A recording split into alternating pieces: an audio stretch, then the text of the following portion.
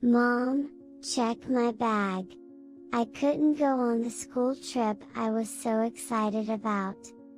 About 14 minutes after seeing my daughter, Emily, off to her school trip, she unexpectedly returned home and burst into tears, saying that shortly after I sent Emily off on her school trip, I received a call from her class teacher. Being told it was an emergency, I was startled, thinking something might have happened to Emily. About 5 minutes after I got off the phone with her teacher, just as the teacher had said, Emily came back home. The reason Emily came back home was something in her backpack. When I checked, I found that her brand new change of clothes and other items were wet and discolored. I found out that my mother-in-law, Mary, had gone to the school and done something. Not to complain, but my relationship with Mary is bad, and she even disliked Emily, so there's no way she would have gone to see her granddaughter off. I immediately called Mary, furiously demanding an explanation. Then Mary said that it wasn't fair for only Emily, one of her 2 granddaughters, to go on the school trip. She thought it would be too sad for the other granddaughter who couldn't go. Mary justified her actions as delivering justice to Emily, insisted she did nothing wrong, and abruptly hung up the phone. Unable to contain my anger, I reported the incident to a certain person. As a result, Mary ended up provoking the wrath of that individual, leading to her own downfall. I am a housewife in my 30s. I have a daughter with my husband, who is in the same age group as me. Emily, who turned into a 6th grader this year, has been looking forward to her school trip for quite a while. Since kindergarten, Emily has been practicing rhythmic gymnastics, and sometimes she demonstrates her skills as an example during gymnastics in her physical education class. Emily, who once appeared in the local newspaper for participating in a competition, has become somewhat of a local celebrity. Once a year, there is a showcase in physical education class where each student presents his or her own creative gymnastics routine. When the time for the showcase arrives, it's so popular that students from other classes also come to watch. Despite her popularity, Emily has never been overconfident or boastful about it. Whenever asked for help, she willingly spends time with her friends, offering advice and assistance until they are satisfied. I'm grateful she has grown up to be such a considerate person. My husband and I married for love, but since the beginning of our marriage, it's been a series of never-ending problems. The issues aren't with my husband, but rather because of Mary's behavior. She believes I stole her precious son and has been causing trouble for me because of it. Initially, Mary, in exchange for accepting our marriage, demanded that we live with her in the family home as a condition. My husband had moved out of his family home to live alone when he went to college, and I was in a similar situation. Therefore, we had decided not to live with either set of parents, but to live on our own instead. Of course, we agreed that if either of our parents ever needed care or assistance due to health or other reasons, we would discuss and address the situation then. Given our perspective, we communicated that we couldn't immediately agree to the matter of living together. We could have declined right away, but we were concerned about upsetting Mary and worsening our relationship with her. Then, my father-in-law, who was present at the time, spoke up, saying that it would be too harsh to expect the young couple to live with the in-laws. He proposed that it would be better to let us live alone for a few years, offering us a lifeline in the situation.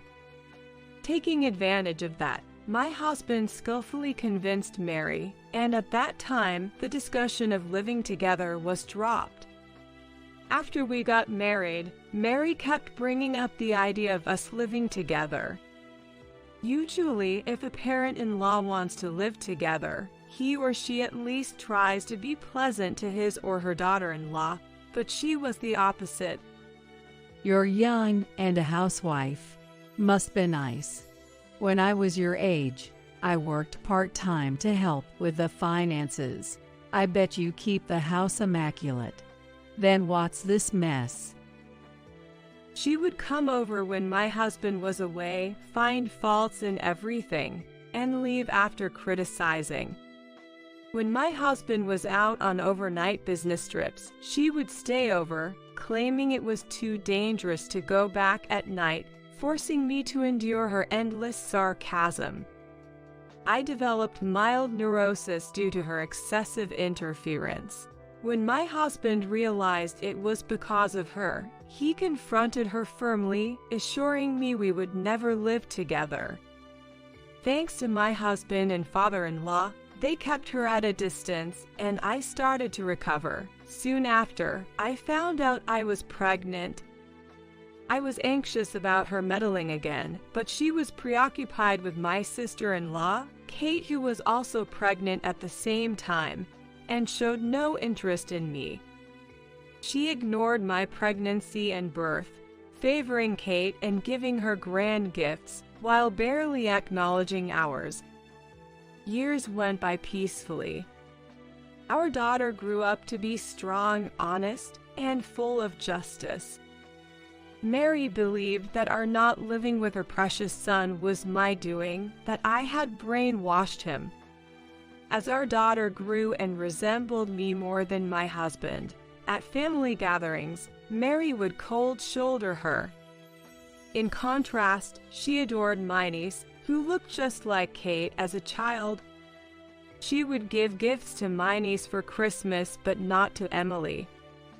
My father-in-law would secretly give one to Emily, but if he's caught doing so, she would snatch it away, saying, I won't give anything to the child of the woman who stole my son.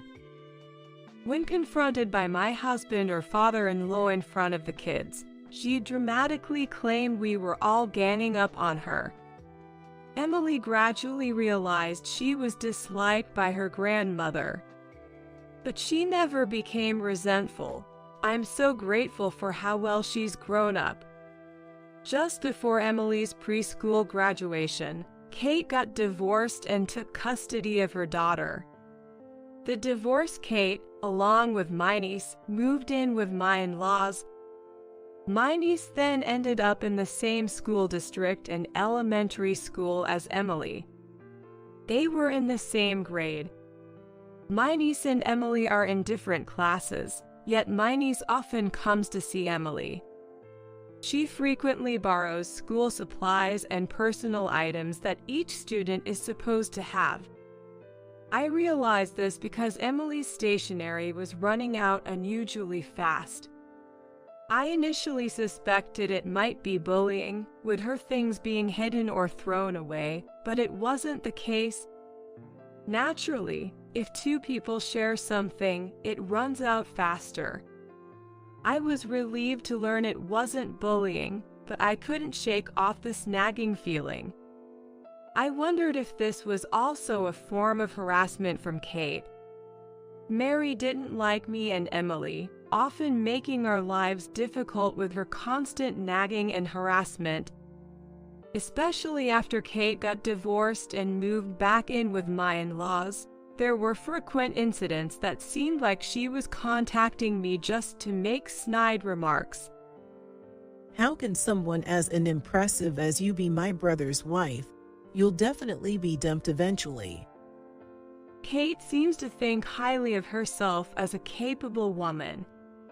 Despite her own failed marriage, she would go out of her way to tell me that I too would inevitably be left by my husband.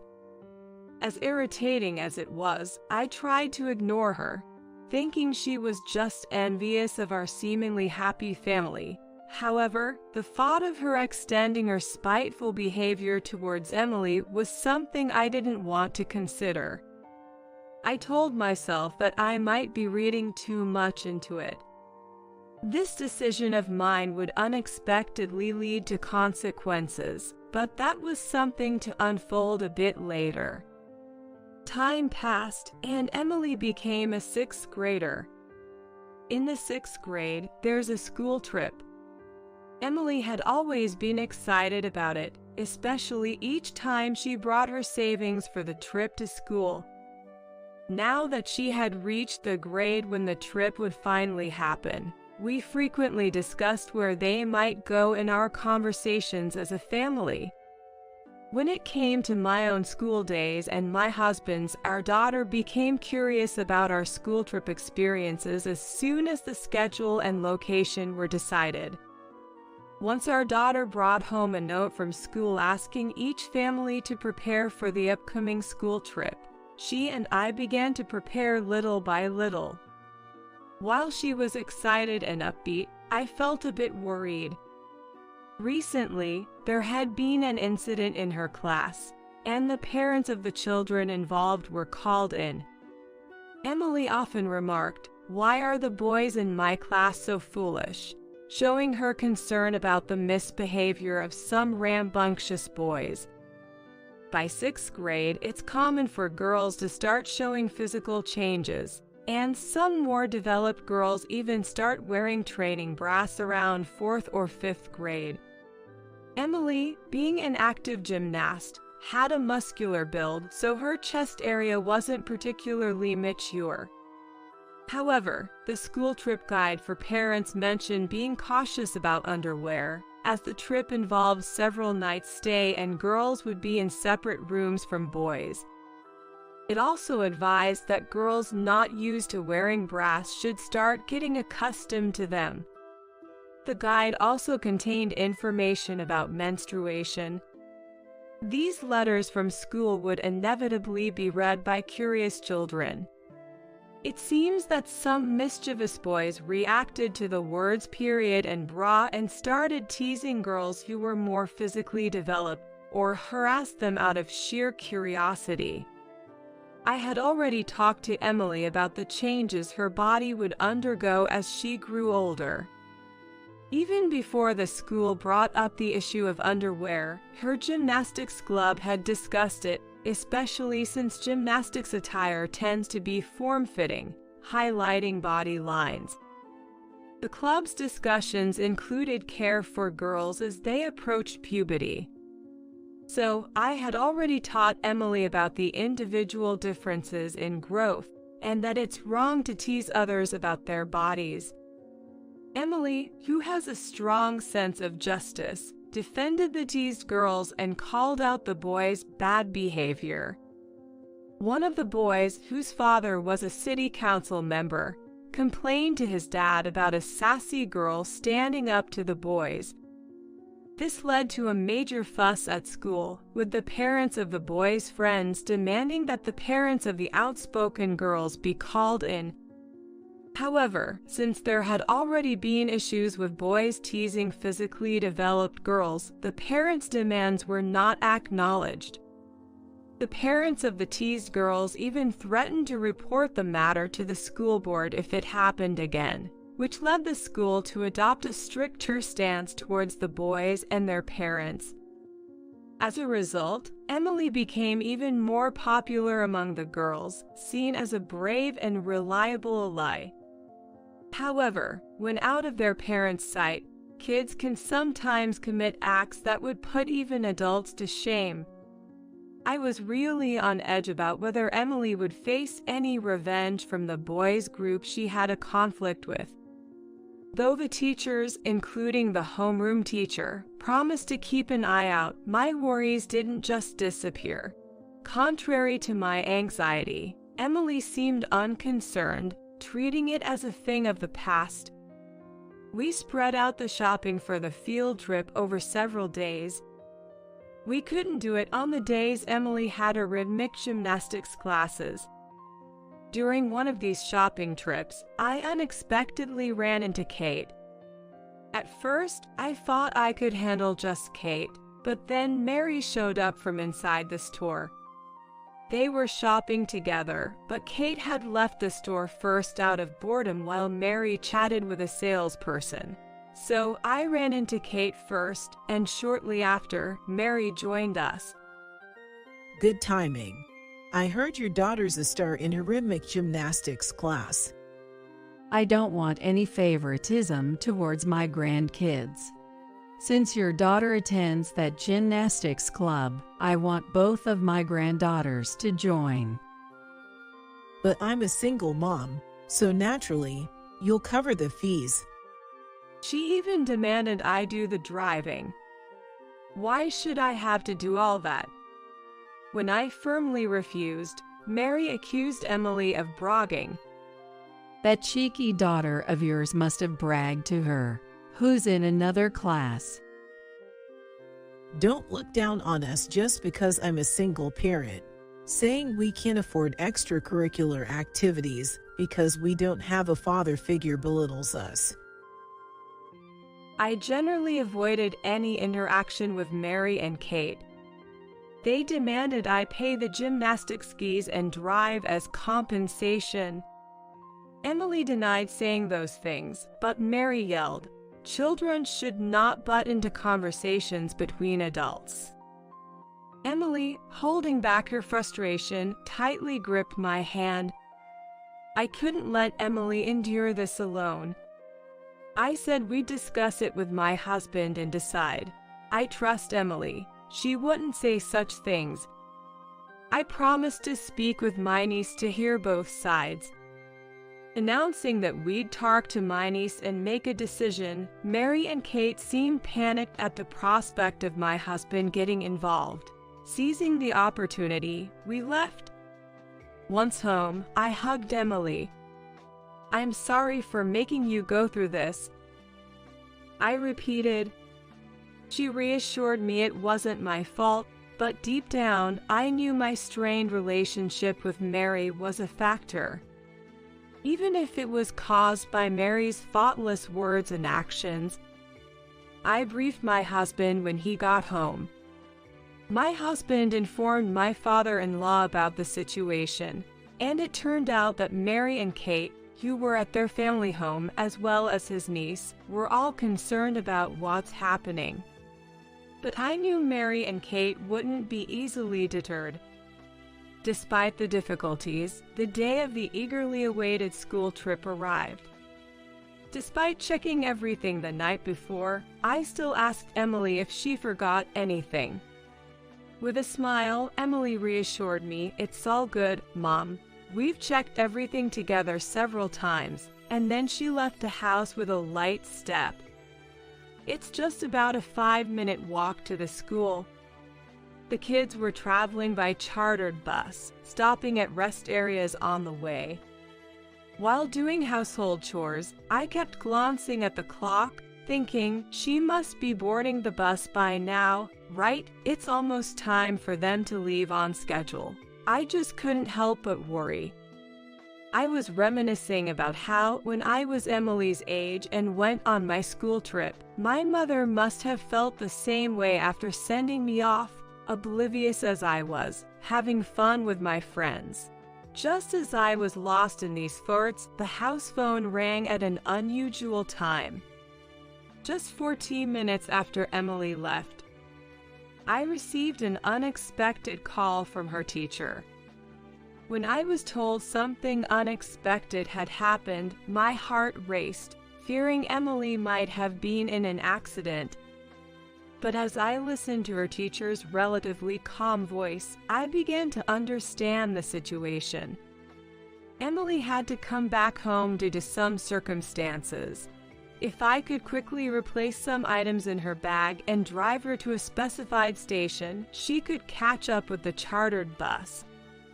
After thanking the teacher for their thoughtful consideration and hanging up, I quickly found suitable replacements for the items she was supposed to take on the trip. As I was in the middle of changing clothes, Emily returned home, crying. I knew some of the details from the teacher, but seeing Emily's state was different from what I had been told. Just 14 minutes earlier, she had left the house looking bright and energetic. The only difference now was her tears instead of a smile. I asked her what happened, and she told me to look inside her backpack. When I checked, I found the interior slightly damp, though not enough to seep through to the exterior. The backpack, originally waterproof, had been further sprayed inside by my husband, anticipating any unforeseen events. Fortunately, only the inside of the backpack was wet, as the waterproofing held up, affecting only the items that weren't waterproof. Emily, crying, told me that Mary had come to see off her cousin and had poured juice into her backpack. Aware that her own grandmother didn't like her, Emily assumed she had come to see off her cousin, not her. So, engrossed in conversation with her friends from the same group, she didn't notice Mary standing behind her. It was her friend who was talking to her that noticed and said, "Hey, there's an unknown old lady touching your backpack." By the time she turned around, something had already been put in, and when she checked, she found the inside of her backpack was wet. Emily, understandably upset, confronted Mary, but she dismissed it as an accidental spill and left. I reassured Emily, telling her I would speak to Mary and encourage her to reset her mood and enjoy the school trip. I prepared a smaller backpack I normally use, filling it with substitutes for the original items and new spare clothes we had bought as reserves. Emily, regaining her spirits, helped me pack quickly, and we hurried to the car to drive to the designated station. We arrived before the bus, which had been caught in a bit of traffic. The bus made a special stop just for her, which we were grateful for. Emily boarded the bus, was greeted by her friends, and waved at me multiple times as she set off on the school trip. After watching the bus Emily was on disappear from view, I returned home, and before finishing up the remaining household chores, I called Mary to protest. I knew getting emotional would play into her hands, so I had to stay calm and composed while making my protest. Before picking up the receiver, I took several deep breaths. As I called her, Mary answered after a couple of rings. I calmly demanded an explanation for her actions with Emily's backpack. She's one of my 2 granddaughters, and it just seemed so unfair for only one to go on the trip. I thought you wouldn't listen to anything I said, so I wet the items in her backpack to prevent her from going. Isn't it your lack of concern to blame here? Shouldn't you realize that? What was this woman saying? That was my reaction upon hearing Mary's excuse. But as infuriating as it was, I knew calling her names would mean losing the argument. I tried to stay calm and counter her words. But then she abruptly ended the call, claiming she had to go out. I wasn't even aware that my niece couldn't go on the school trip. I generally avoided any interaction with Mary and Kate. How could I have known? Moreover, Emily hadn't mentioned anything about her cousin not being able to go. There was no information about any illness or injury, and even though my relationship with Kate wasn't good, if my niece had been sick or injured, my husband would have heard about it. My husband would have surely shared such information with me, at least for the sake of keeping me informed. The anger inside me was boiling, and just then my niece called. She confessed to feeling envious after seeing how excited Emily was about the trip. I generally avoided any interaction with Mary and Kate. However, she was told by her mother that she couldn't go because they hadn't made any payments for the trip. Mary, upon hearing this, decided that since my niece couldn't go, it would only be fair if Emily also had a painful experience. She had said this the night before, but my niece never thought she'd actually prevent her from going. My niece apologized to me. It turned out she didn't know they weren't making payments. Kate had told her that the trip was fully paid for and that she didn't have to worry about anything. So, my niece believed what she was told, but as the school trip drew near, she was confronted with the fact that no payment had been made. What a cruel thing for Kate to do. There were children in Emily's class who, for various reasons, couldn't attend the trip. When I was a child, there were also kids who didn't participate in school events due to illness or religious reasons. I had told Emily not to ask such children why they weren't going. I assume my niece's teacher, trying to be considerate, didn't pursue the unpaid fees for the school trip. If they had, my niece would have questioned it, and my father-in-law, who lives with them, would have noticed. I couldn't forgive Kate for imposing such a burden on her child. I had been avoiding them, but this time I couldn't just let it go. I decided to take action, not just for my niece, who had apologized to me, but also to give them a piece of my mind. I reassured my niece that it wasn't her fault and that this was an adult problem. That evening, when my husband came home from work, I explained everything that had happened. He immediately contacted my father-in-law, and we shared the whole story. My father-in-law, still working and in his late 50s, regretted not noticing the issue with the trip and apologized. He was quite shocked to learn that no payments had been made for the school trip. My husband was furious that Mary had gone to such lengths to harass our daughter at school. He apologized to me, regretting that he could have adjusted his schedule to drop our daughter off at school, thinking that if he had been there for the send-off, he might have been able to stop Mary's wrongdoing. It's hard to imagine Mary, who had never been involved in school events, would show up for a send-off. The resolution left a lot to be desired. However, my father-in-law wasn't done yet. After our conversation, he woke up Mary and Kate to give them a piece of his mind. This lecture apparently went on until the early hours of the morning, leading them to call us before dawn as a form of retaliation.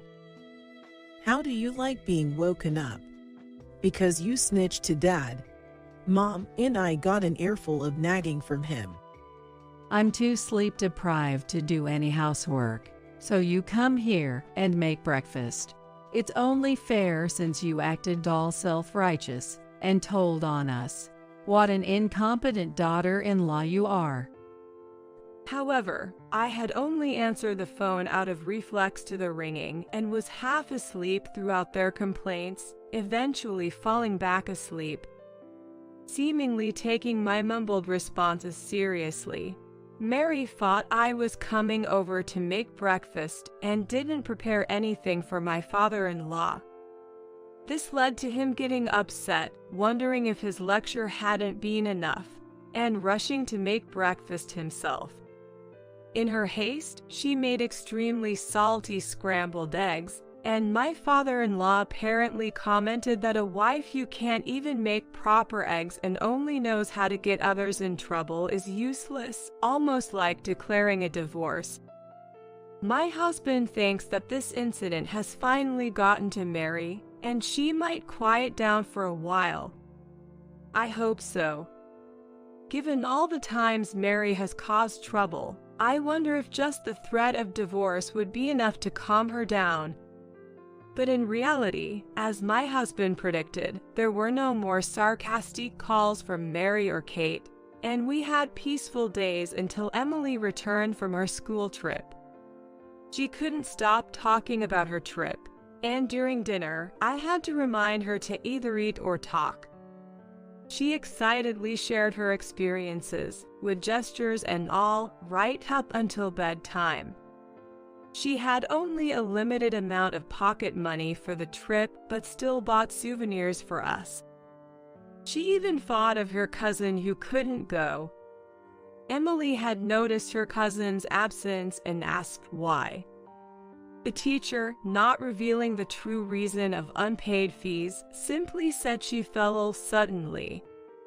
Hearing this, Emily bought matching keychains in different colors for her.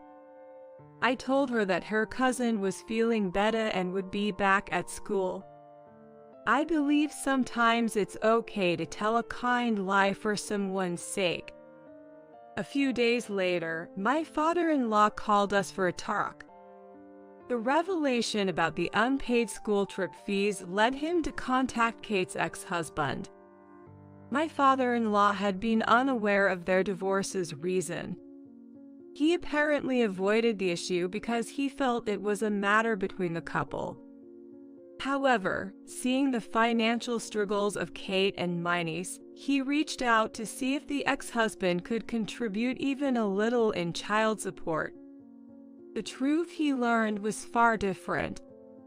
The divorce was due to Kate's terrible spending habits, which her ex-husband couldn't tolerate any longer.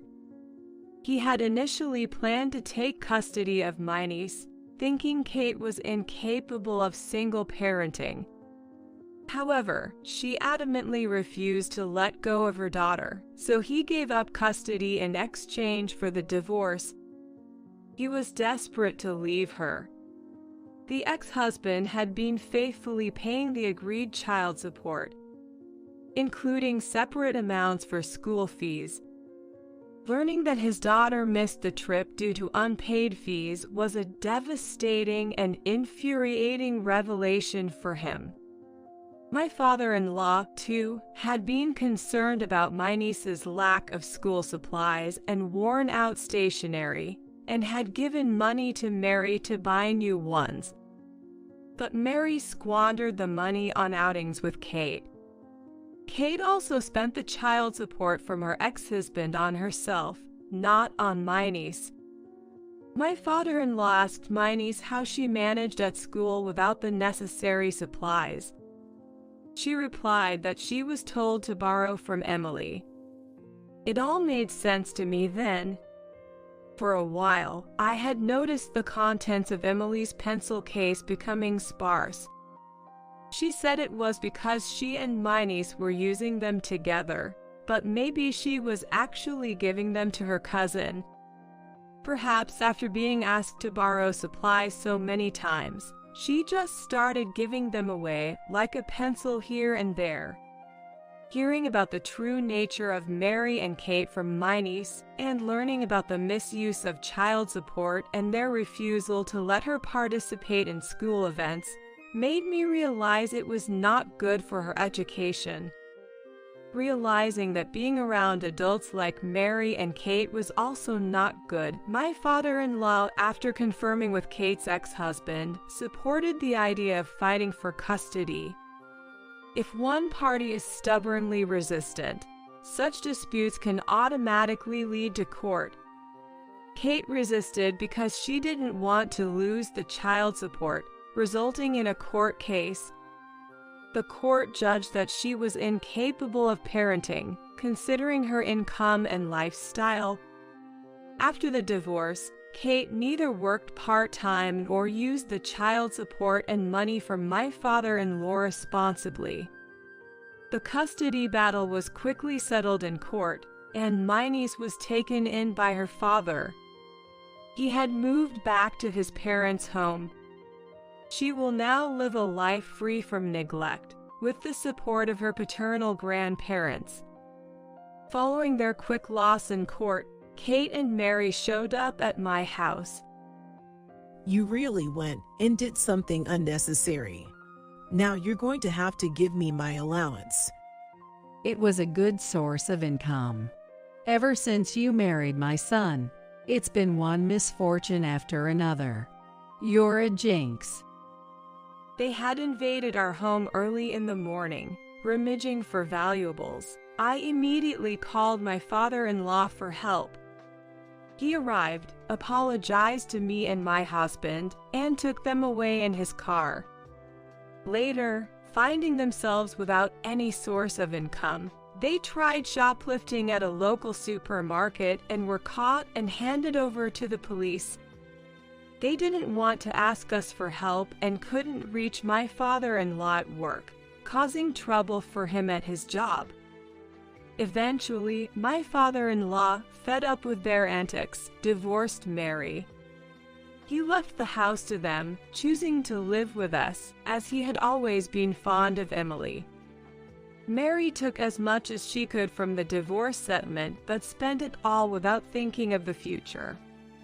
Even though they could shelter from the rain and wind, their electricity and gas were cut off, and eventually, even their water supply was shut off. When they ran out of cash even to buy food, she came begging to me, asking for forgiveness and pleading for my help, apologizing for everything they had done. "Let's all live together happily as a family," she says, but what does she mean by happily? Weren't they the ones who trampled on my efforts to live harmoniously? Don't they even think about earning their own money to buy food? I can't offer a place to live to those who won't even try to be independent, so I kicked them out of the house. They banged on the door for a while, but eventually, the police came due to a neighbor's call and gave them a warning. Having already been interrogated by the police once, they probably thought it'd be bad to get caught again and finally left. After that, they never came begging to us, but I heard they racked up a lot of debt from shady sources and didn't even try to work to pay it back. Their former house was plastered with demands for repayment, and at one point, loud angry voices could be heard, but now it's quiet, and I've heard neither Mary nor Kate have been seen. I don't know and don't want to know where they are or what they're doing. My niece has been taken in by her father and had to transfer schools. But she and Emily still keep in touch through letters and calls. They seem to enjoy their conversations. My husband and her father, now finding common ground, have been exchanging parenting tips through emails. They're even discussing taking the girls on a small trip together. I just hope for a brighter future for both my niece and Emily. Out of the blue, my 9-year-old son, Nick, was diagnosed with pediatric cancer.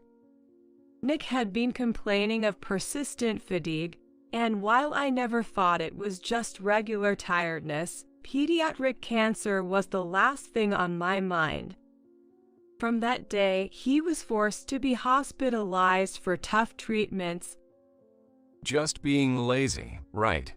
Trying to gain sympathy with something as far-fetched as pediatric cancer.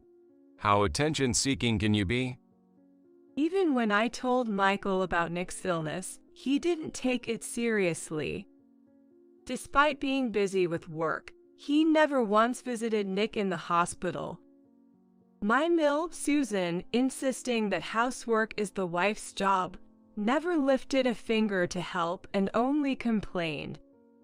Then, one day, Susan and Michael, who had never visited before, came to Nick's hospital room.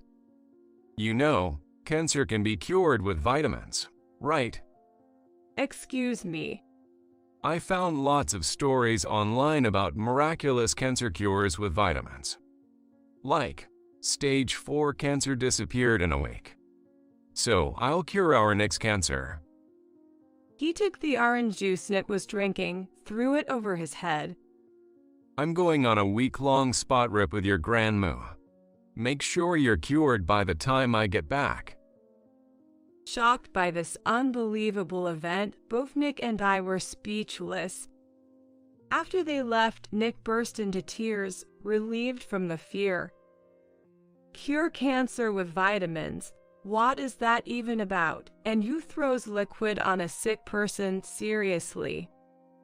Filled with incredible anger, I decided to get back at them. Little did they know, a shocking truth awaited them a week later. I married my first husband, David, when I was 26. He was 4 years older and had been my tutor when I was preparing for high school. After I started working, we reconnected as colleagues. They gradually moved from reminiscing to talking about the future and got married. That's the background of the situation. The following year, Nick was born.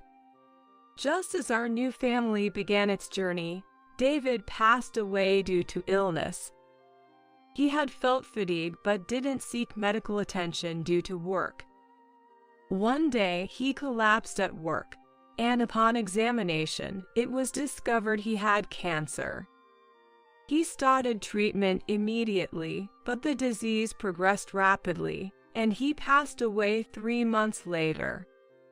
Years later, I remarried my current husband, Michael. Initially, I worried about how Nick and Michael, not related by blood, would get along. But gradually, they grew closer, and one day Nick asked if he could call Michael Dad. Surprised, Michael and I exchanged looks, but we knew this was our answer and considered marriage seriously. Our meeting with Michael's parents went smoothly, and they adored Nick as their own grandchild.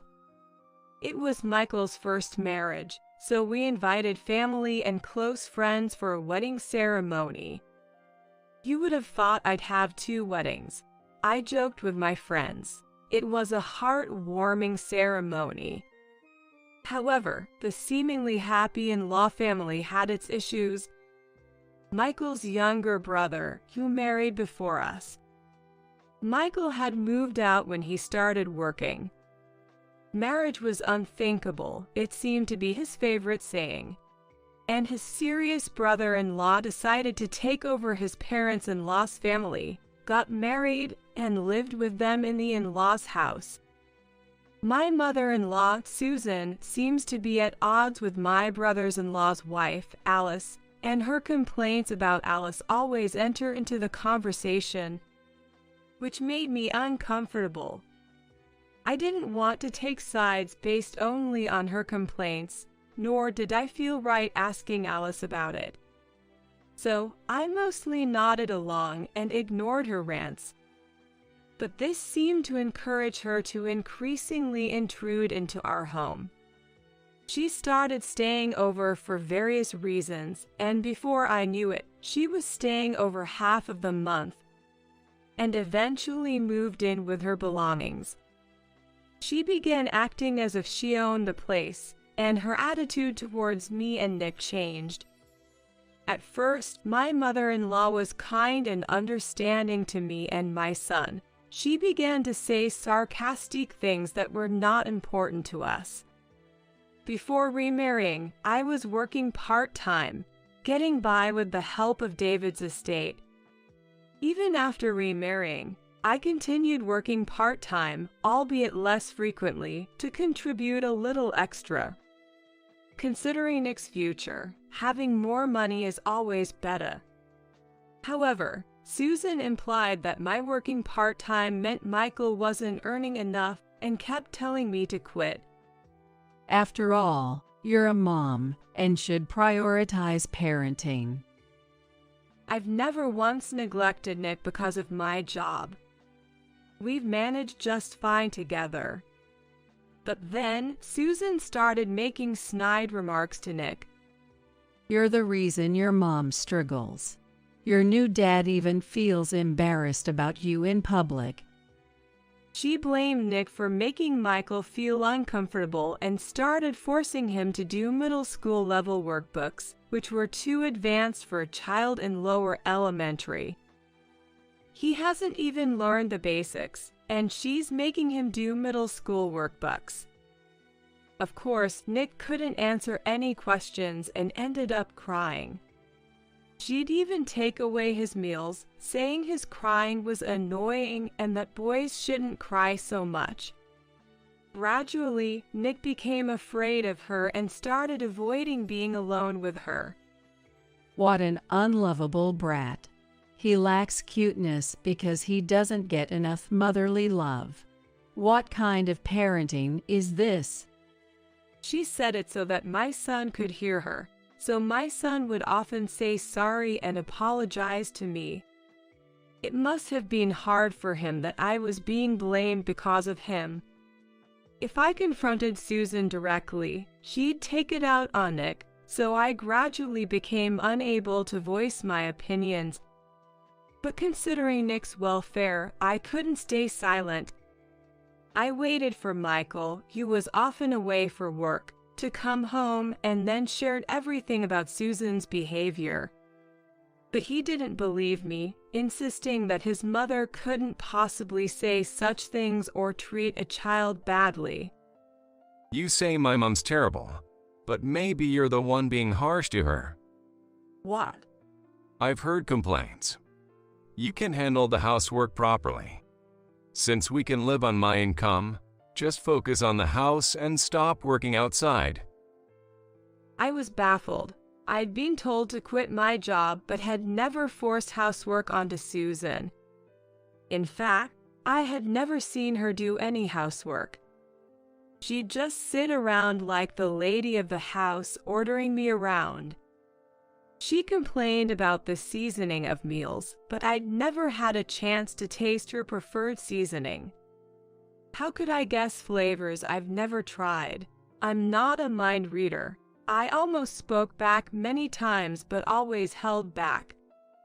Fearing Nick would become her target. Gradually, Michael's attitude toward Nick and me became colder.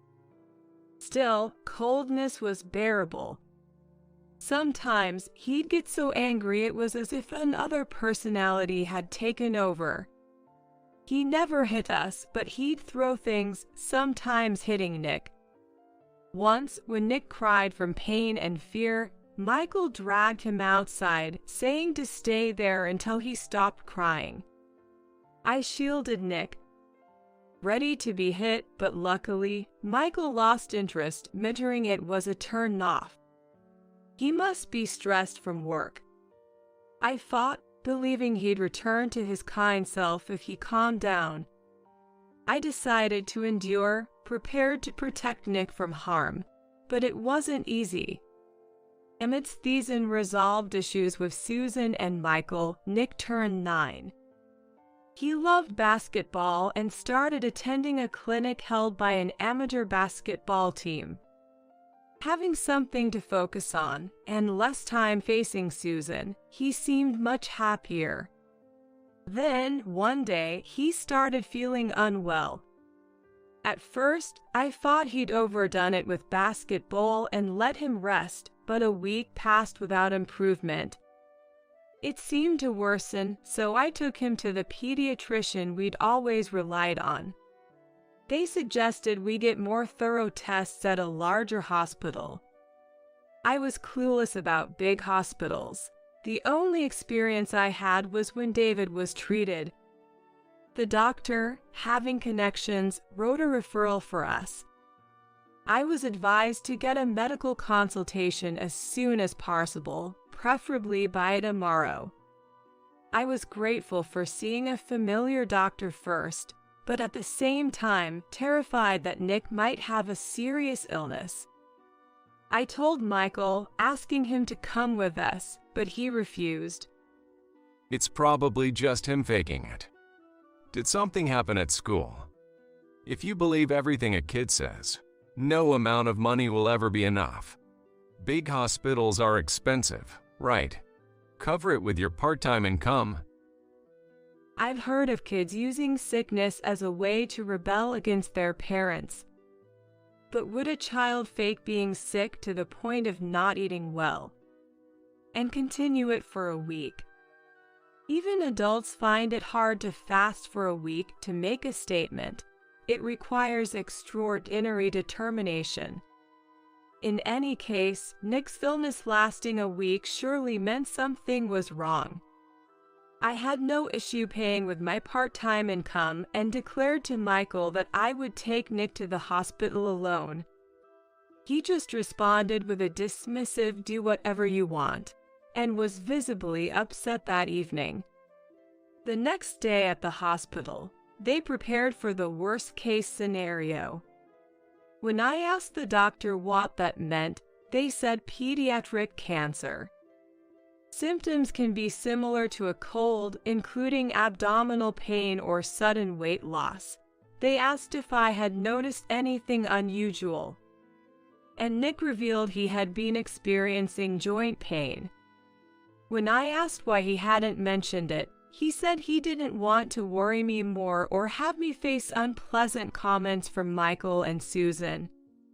I felt terrible that he was suffering yet worried about me. Perhaps if I had managed things better with Michael and Susan, I would have noticed the signs of Nick's discomfort earlier. As I reflected on my shortcomings, another shock hit me. Nick's illness was an early symptom of pediatric cancer. He had to be hospitalized, and while preparing for his stay, I informed Michael and Susan. Pediatric cancer. A worthless burden that costs a fortune. I won't pay a dime. Cancer hereditary, right? David died of cancer, didn't he? Thanks for passing on such a great legacy. Michael added coldly. Their heartlessness was beyond belief. Cancer treatments can be quite expensive. Susan was only worried about the cost. Michael even said in front of me that the treatment expenses would come out of my part-time income. I couldn't stand being around these foolish people any longer, so I quickly left for the hospital where Nick awaited. Nick had to give up basketball, which he loved, and his enjoyable school life to focus on the treatment. Fortunately, the pediatric ward had a school, so he wouldn't fall behind in his studies. But seeing other children in much worse conditions was a shock to him.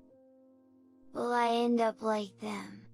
Will I never play basketball again?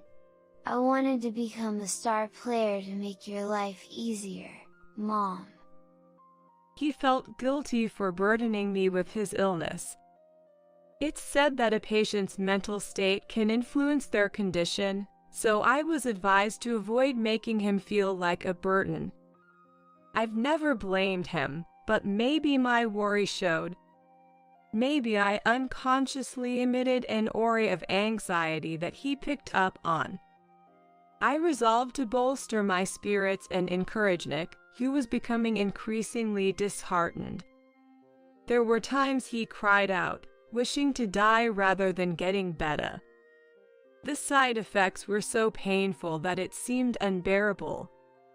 They say even adults find some cancer treatment stuff to the point where they feel like giving up. I thought I understood the hardships of cancer treatment from David's experience, but he hadn't undergone extensive treatment. In reality, I only thought I knew. You can say anything with words. But I wanted to truly support Nick. I sought opportunities to hear from those who had experienced similar situations. We were introduced to a college hospital where I met a student who had survived pediatric cancer. I listened to the person's story and asked what words were painful and what words made him or her happy. And what they wished to hear was incredibly helpful. Despite our struggles, neither Michael nor Susan visited Nick. Frankly, their presence would likely dampen our spirits, so their absence was preferable. However, a bit of concern when I returned home for Nick's clothes would have been appreciated. Back at the hospital again. Aren't you my wife? Why are you neglecting our home to do this?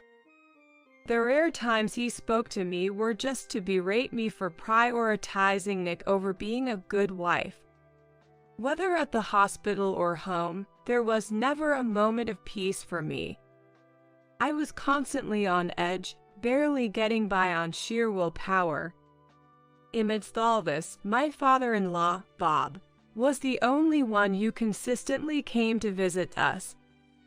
His care for Nick and me, and our light-hearted conversations, allowed us to momentarily forget the harsh reality. I can't be more grateful to Bob. It was also a joy to see Nick, who usually seemed uninterested, smile more whenever his grandfather visited. Bob once confided in me that he had lost a close friend to cancer. Having witnessed the burden on the caregiving family and his friends struggle with harsh treatments, he expressed a desire to help us in any way he could. Just knowing his intentions was enough for me. I wish that Michael and Susan, who I live with, could have even a tenth of Bob's compassion. But expecting something and being let down hurts more, so I decided not to hope for anything. One day, Susan and Michael, who had shown no interest in Nick's battle with illness, came to his hospital room. How long do you plan to run away from home like a teenage rebel? The house is a mess because you're not there. A wife has her duties, right? When it's time for someone to die, they'll die, so just leave it be. The cure for cancer is just a matter of luck anyway. Cure for cancer a matter of luck. Everyone dies eventually. What are those the words you say in a ward where many are striving for recovery? Were they always this despicable? I was so enraged and dumbfounded that I lost all reason. There are things you should and shouldn't say, right? There's a time and place for everything, isn't there? Don't you, who have lived many times longer than Nick, know that? Maybe you both should get a brain scan. Sometimes tumors in the brain can cause personality changes. I remembered some medical drama with a similar plot, though it was a vague memory. I said it confidently, hoping to scare them a bit. You're insulting the mother who raised me. Your son's weak and got cancer because of your poor parenting, right? I read online that cancer can be instantly cured by just taking vitamins. I'll cure him. Michael grabbed Nick's half-finished orange juice and poured it over his head. It was a move so unexpected that I couldn't intervene. Nick and I were so shocked that we could only stand there, stunned. Michael and Susan pointed and laughed at us. I'm going on a trip with Mom.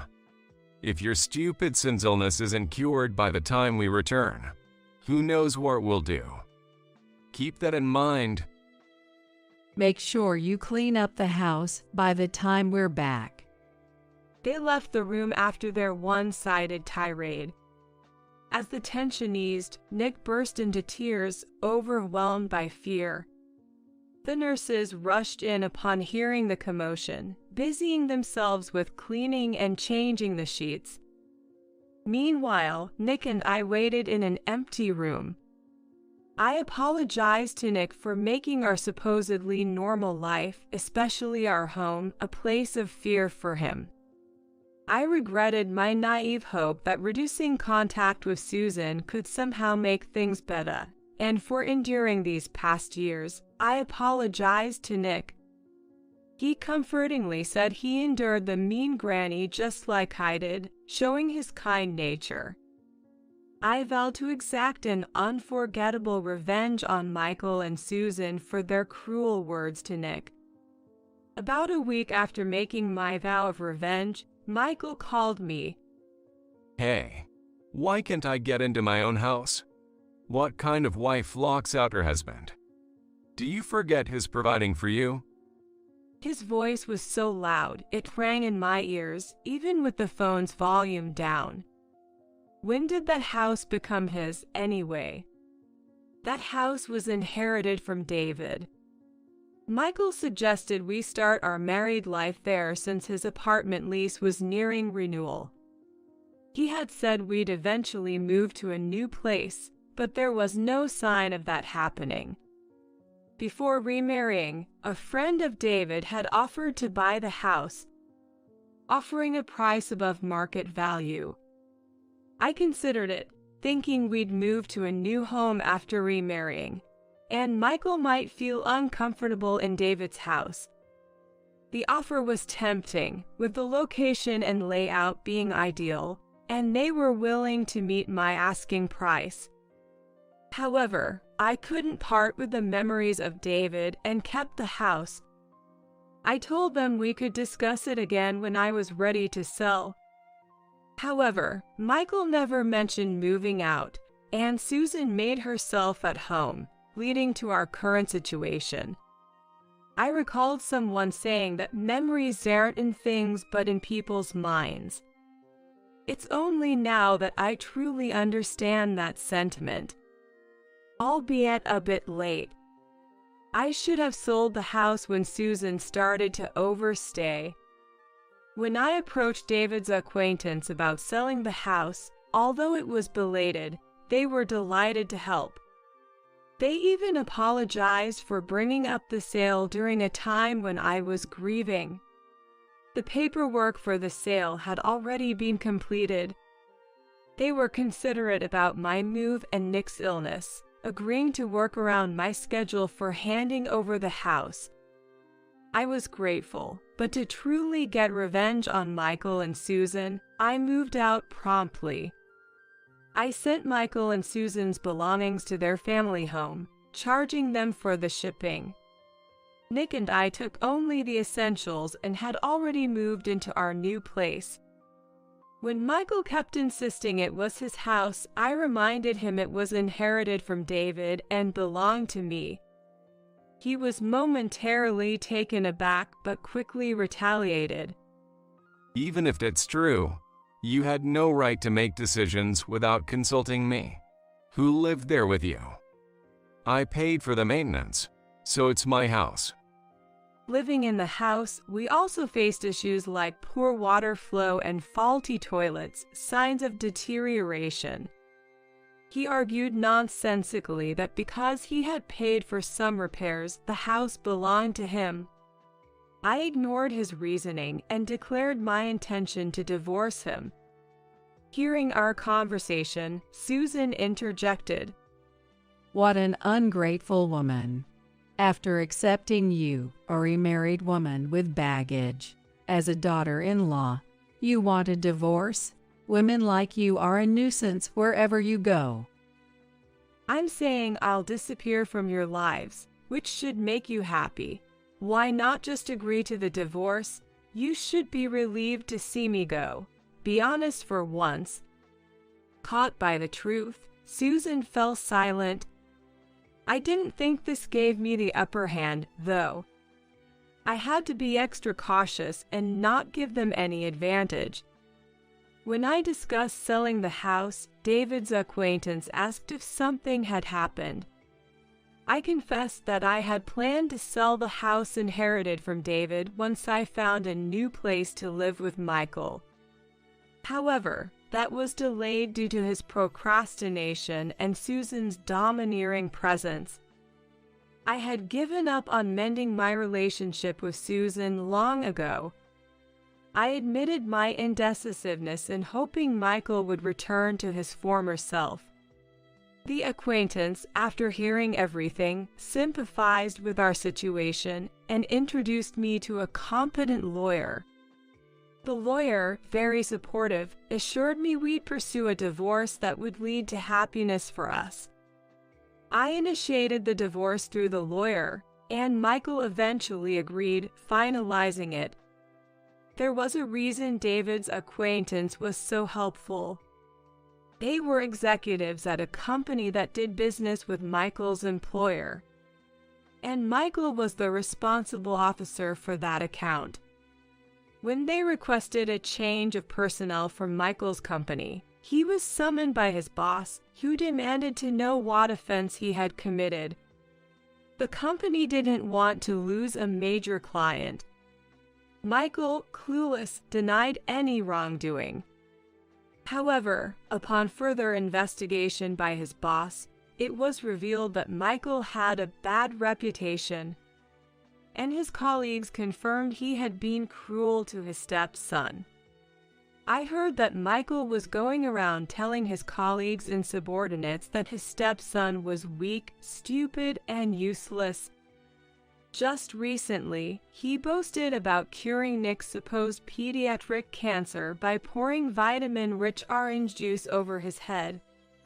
A subordinate checked the website Michael mentioned, finding it suspicious and linked to a scam recently exposed in the news.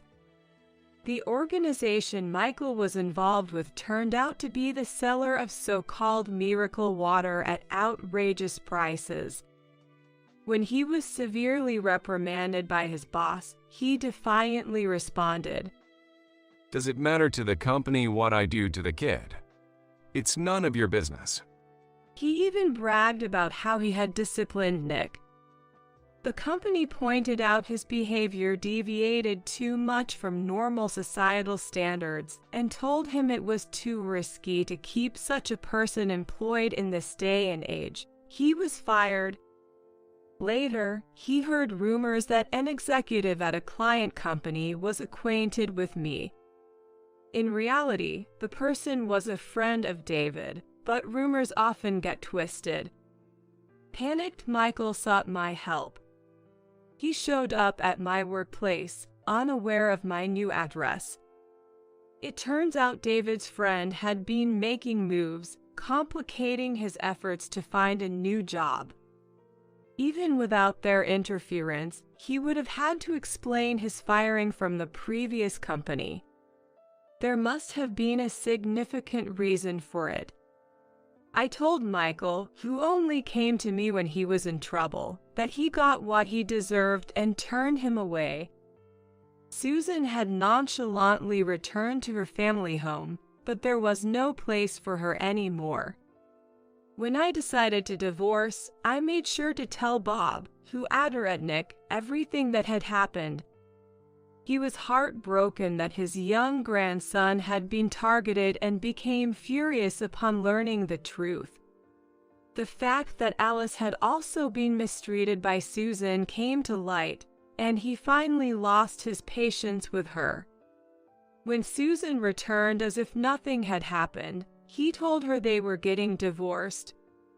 Initially, she resisted, but then agreed, thinking it was better to receive alimony than to stay with an unwanted Alice and a husband who no longer cared for her. However, she ended up being the one who had to pay alimony, demanded by her Alice for mental distress. Michael, who had been temporarily staying with Susan, was also kicked out of the family home after Bob discovered their mistreatment of me and Nick. Susan and Michael are now living together in a run-down apartment, surviving as best as they can. He struggles to find steady work, managing only to get by with day labor. Susan, having been a housewife for years, refuses to work, and they are constantly fighting, each blaming the other. Their loud arguments have even led to noise complaints and warnings from the police. Both are to blame. Susan initiated the trouble, and Michael went along with it, but he shares the responsibility from the moment he participated. As for Susan, she seems too stubborn and thick-skinned to be affected by any downfall.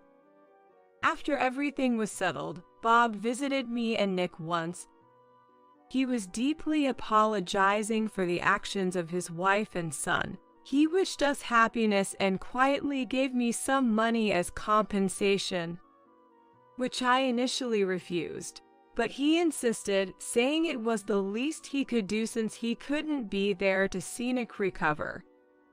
Once I divorced, Nick felt a sense of relief from being free of the fear and control of his stepfather and grandmother, and his mood stabilized. The doctor started noting his good condition more frequently as he became more positive. Having goals helped him endure tough treatments without complaints. His efforts paid off, and he was granted temporary discharge. If there were no issues, he could gradually return to normal life while continuing treatment. Over time, his condition further stabilized, allowing him to attend school with some restrictions. Though he sometimes needs to be hospitalized, it's not for as long as before. He sets small goals for himself, like things to do or eat after his hospital stays or treatments, focusing on his recovery. This school and its students are understanding and supportive, giving me peace of mind when sending him there. I feel relieved and happy seeing his steady recovery. Now, I'm determined to walk towards greater happiness with Nick, side by side. I just got a call from the hospital saying that Emily was rushed there in an emergency. Hurry to the hospital. I'm at home right now, but I'll head there immediately, my husband, Daniel, said. I was momentarily confused by what he meant. Then, puzzled, I replied, I'm at my parents' house right now, but what do you mean? Did the hospital really call? Daniel, clearly irritated, said, Yes, that's why I'm telling you to hurry up. But as I looked at my daughter, sleeping next to me, I said, Emily's right here sleeping next to me, though. Hearing this, Daniel was speechless and just uttered, Oh? My name is Laura Thompson. I'm a 33-year-old housewife. I live with my daughter, Emily, and Daniel, who is 2 years older than me. Emily, who just turned 10 and is in the 4th grade. I quit my full-time job when Emily was born, but started working part-time when she entered elementary school. Daniel graduated from a top university and works for a leading trading company in the U.S. We met in college when a friend invited me to a drinking party where we happened to sit next to each other. We exchanged contacts and occasionally met up for movies and coffee. We weren't in a serious relationship, but I didn't mind meeting him. Maybe I bragged a bit to my friends about having a friend from a prestigious university. However, after meeting a few times, Daniel asked me out, and we started dating. I wasn't particularly in love, but I didn't dislike him either. Honestly, I tend to go with the flow and make decisions based on others' influence. When Daniel asked for my contact, I wasn't particularly attracted to him, but I gave it to him anyway, and I hung out with him, just to avoid the hassle of saying no. I've always thought life is easier when someone else makes decisions. So when Daniel proposed after graduation, I accepted without much thought.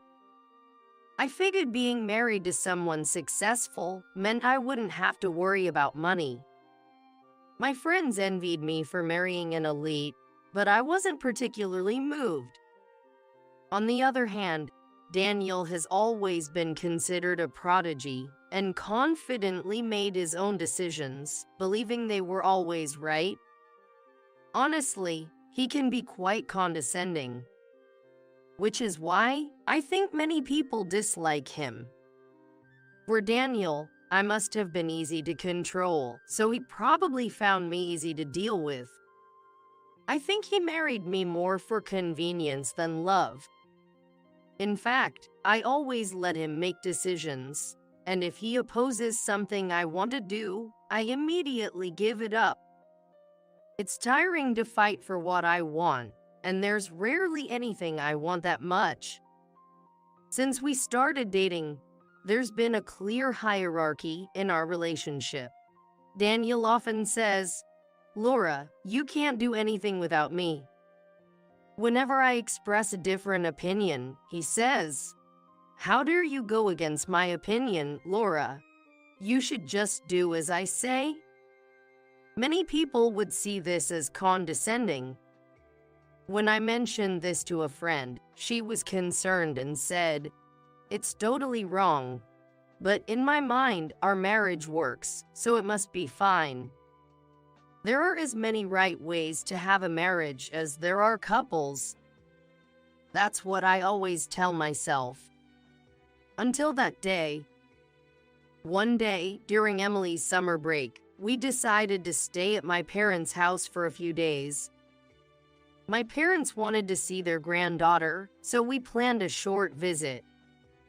Of course, I discussed it with Daniel well in advance. He readily agreed. I was glad, as I would have canceled it if he had opposed it. Daniel couldn't join us because of work, but that wasn't an issue, as my parents just wanted to see Emily. "Say hi to your folks for me," he said as we left. My parents' house is about a 30-minute drive away. When we visited, my parents welcomed us warmly. It had been over half a year since our last visit. I always think about visiting them more often, but it's hard with our busy schedules. When a housewife slacks off on her chores, it's the same as me not going to work. It's negligence. You seem to think that working a part-time job counts as real work, but that's hardly the case at all. There's no real responsibility involved, so it's just like a hobby. A real job like mine involves significant responsibility and comes with a salary that reflects that. I don't visit my parents too often because I can tell it makes him grumpy. So once every 6 months is just about right. Despite this, he doesn't help at all with the housework or childcare. He has no idea how tough it is to juggle a part-time job, house chores, and looking after our daughter. Of course, expressing such complaints would only lead to more scolding from him, so I keep quiet, but the dissatisfaction is definitely building up inside. My mom always says it must be tough for me, so I should relax and take it easy, and I decided to take her words to heart to recharge. She even cooked lunch for me. Mom's cooking is always so delicious. It may sound old-fashioned to talk about Mom's cooking, but there's something special about the taste you've grown up with. I can always relax when I'm at my parents' house. Since some of my old friends still live in the neighborhood, I thought about inviting them over for to eat later. As I was thinking about this, I felt full and content. I dozed off. Emily joined me in a nap. Soon, I was woken up by the sound of my phone ringing in the distance. It was a call from Daniel. I can't understand people who still use phones. They are old. People who prefer phone calls over messaging must be incompetent at their jobs. With texts or emails, you can convey just the essentials and the recipient can check them at their convenience. Phone calls, on the other hand, are intrusive, disregarding the other person's situation, and you can't just hang up after stating your business, leading to wasted time. It's not cost-effective at all. Don't call me unless it's really necessary. He insists, so I knew he must really hate phone calls. Once when I called him, he lectured me for ages about forgetting his dislike for them. Of course, I've almost never gotten calls from him. I can barely remember the last time he called me. He is now calling me, which must mean something urgent. Feeling a bit anxious, I answered the phone. It was unusual for him to sound so flustered, as he said, "Emily was just rushed to the hospital. Hurry up and get there. I'm at home now, but I'll head over too." For a moment, I couldn't grasp what he was saying. Confused, I replied, "What? I'm at my parents' house right now, but what do you mean? Did the hospital really call?" Annoyed, Daniel said, "Yes, That's why I'm telling you to hurry. However, looking at my daughter, sleeping next to me, I said, Emily's right here sleeping next to me, though. Hearing this, Daniel just muttered, "Oh," and was at a loss for words. What could this mean? I was completely baffled, so I asked him, was it just the wrong number? But you believed it and were so worried, so it must have seemed real, right? Suddenly, he snapped, "Shut up. If it was a mistake, then there's no problem," and hung up the phone. What was all that about? It's unlike Daniel to make a wrong number call and even contact me about it. He's always calm and doesn't make a call unless he's sure. If he had any doubts, he would have probably sent a message first. I couldn't believe it was just a wrong number, so I decided to call the hospital myself. I told the receptionist Daniel's name and that I was his wife, and they transferred me to someone in charge. Yes, Daniel's daughter has indeed been brought here. Please come to the hospital as soon as possible. She's not in a life-threatening condition, but she collapsed in the middle of the street. The preliminary test didn't find anything unusual, but we don't know the cause of her collapse, so she'll be admitted for further testing. When I asked if they were sure it was Daniel's daughter, they replied she had Daniel's wallet with her and said it was her dad's, so we're pretty sure. The wallet had his driver's license in it, and she recognized him from the photo. They had contacted him using the business card in the wallet. It all made sense. But since my daughter, Emily, was sleeping right next to me, it couldn't be her. The more I thought about it, the more confused I became.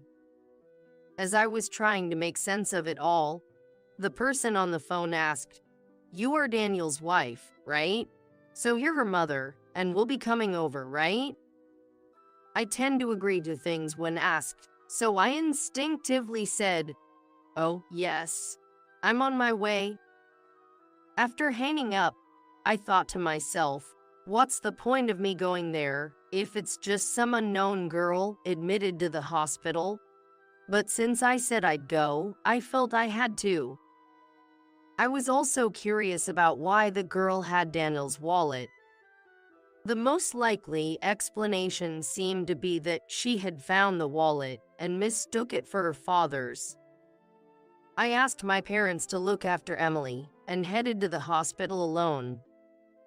It wasn't too far, just about a 30-minute drive. Luckily, the traffic wasn't bad, and I arrived in about 30 minutes as expected. At the hospital, I gave Daniel's name at the reception, and a nurse led me to the room of the girl who had his wallet. They said she could talk, as she didn't seem to have any physical injuries or illness. When I entered the room, I saw a girl about the same age as Emily sleeping there. The nurse cheerfully said, "Your mom is here." The girl woke up.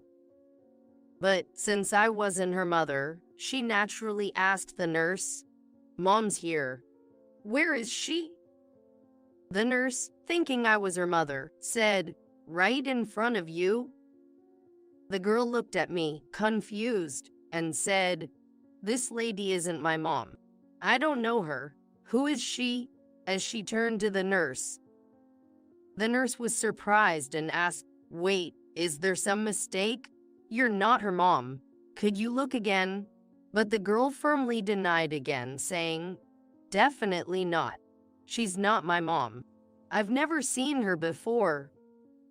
Hearing this, the nurse's face stiffened with a look of disbelief. She turned to me, now filled with distrust, and asked, "Who are you?" Thinking it's better to be honest rather than causing more confusion, I explained, "Actually, I heard that a girl with my husband's wallet was brought to the hospital, and I came to find out why." The nurse, confused, asked, "You mean you're the wife of the wallet's owner? But if you're not this girl's mother, what's going on?" "I have no idea either. Daniel hasn't told me anything." I then turned to the girl to clear things up. "Hi there, I'm Laura. What's your name?" The girl replied openly, "I'm Michelle, Michelle Johnson." The name Johnson rang a bell. I remembered a woman named Emily Johnson among Daniel's colleagues at our wedding. She was quite close to Daniel, which struck me as odd. Despite my presence, she had taken photos with him, arms draped around each other, and even hugged him to offer congratulations. I remembered complaining about their excessive closeness. Daniel had explained she was just more physically affectionate, but I couldn't shake off a feeling of suspicion. The girl shared the same last name as that woman. The surname Johnson is easy to remember. As far as I know, I'm only aware of one person with that name. Dismissing this as a coincidence seems far-fetched. Fearing the worst, but keeping calm, I continued talking to Michelle. "I'm a friend of your dad. He's busy with work and can't come, so he asked me to check on you. I heard you have his wallet. Is that true? He asked me to confirm it. Can I see it?" Michelle obediently showed me the wallet, which I recognized immediately as Daniel's.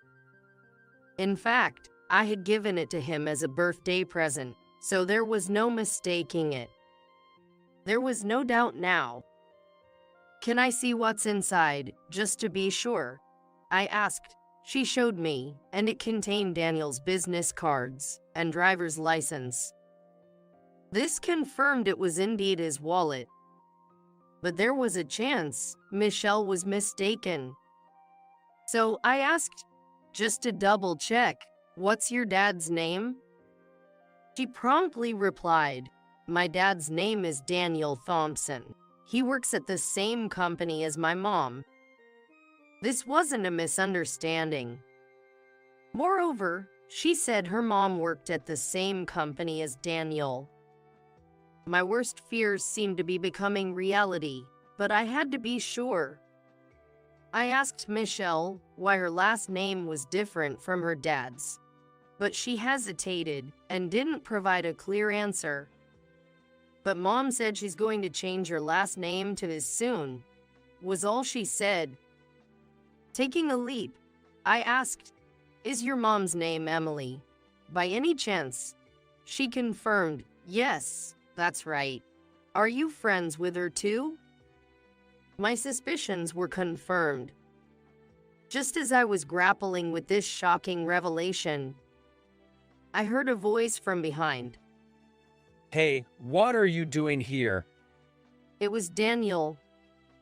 I was surprised, but it made sense for him to be here, since his daughter was hospitalized. Plus, he knew about the wallet with his driver's license. Trying to remain calm, I asked, "Why are you here? You were angry about a wrong number earlier. So if you're here, does that mean it wasn't a wrong number after all?" I wanted to hear his explanation. He awkwardly said, "I came because I heard someone had my wallet. Maybe she found it after I lost it." Michelle then clarified, "Dad left it at our house when he visited. I was bringing it back to him, but collapsed on the way." "What are you talking about? Maybe she hit her head when she collapsed, or the medication is affecting her. She must be mistaking me for her dad. Hope her real dad shows up soon. I'll take the wallet then." In his explanation, Daniel, flustered, talked over Michelle's words and forcibly took the wallet from her. Michelle, upset by Daniel's incomprehensible actions and his forceful taking of the wallet, ended up crying. Ignoring her tears, he said, "I'm leaving now. You're heading back too, right? See you then," and quickly left. As Daniel and I were about to leave the hospital room, he bumped into a man entering. "Oh, sorry," Daniel said, trying to continue on. But the man stopped him. Excuse me, aren't you Daniel? Daniel, not expecting to hear his name here, responded with surprise. "Yes, that's me, but who might you be?" It was clear he didn't recognize the man. The man glanced at Michelle and whispered, "Perhaps you'll understand if I say I'm her grandfather." Hearing this, I couldn't help but exclaim in shock. Daniel was even more astonished. His eyes were wide and mouth was trembling. Obviously, he was struggling to find words, but he couldn't say anything. The man said, "I need to talk to you about something not suitable in front of the child. Could you step outside for a moment? It won't take long." Daniel, pale-faced, followed him out of the room. Wanting to be part of the conversation, I followed them and asked the man, "May I join you?" He initially hesitated, saying the conversation was extremely private. But when I quickly stated, "I'm actually his wife," he looked surprised and nodded in acknowledgement. Daniel, seemingly not wanting me there, tried to object, but was silenced by the man's stern gaze. We left the hospital and entered a nearby cafe. The man introduced himself as Tom Johnson. "I'm Michelle's grandfather. You're Daniel's wife. I'm terribly sorry for what my daughter, Emily, has done. Please forgive us." He apologized sincerely. I had my suspicions, but needed confirmation. Johnson revealed a shocking truth. I only found out today from my daughter that Michelle is actually my granddaughter. Emily left home about 10 years ago to live alone, and I didn't know she was raising a child as a single mother. He continued, explaining. As expected, hearing it from someone else was quite shocking. Today, when she happened to return to our home, that man, Daniel, called our daughter. After the call, she visibly became suspicious. Upon questioning, she confessed to having a 10-year-old child. She probably panicked when she heard her daughter was hospitalized. Otherwise, she might not have confessed, so the timing of the call was fortunate. For that man, it must have been the worst timing, though. Tom explained how he came to be involved. Then I asked, "And she also confessed that the father is Daniel, right?" He nodded in agreement. Yes, exactly. I came to the hospital after learning that the father of the child is a married man. My daughter told me the child's father would come to retrieve his wallet. Looking at Daniel, he was trembling. I thought he was trembling out of regret for his misdeeds. But then, he suddenly shouted angrily, "What the hell? She told everything. This is ridiculous." He was shaking with anger, not remorse. His behavior, especially in front of his mistress's father, was unbelievable. Was he really such a person? I thought he was proud, but I didn't expect him to lack any sense of ethics. I felt deeply ashamed to be his wife. Naturally, Tom was furious at his words. Do you realize what you're saying? I admit my daughter did something terrible to your wife, but you are not blameless. In fact, you should be apologizing to us. What are you misunderstanding? His anger was justified. But then Daniel said something unbelievable. Blameless? What are you talking about? Making me feel this uncomfortable is a huge sin. Why should I apologize to you?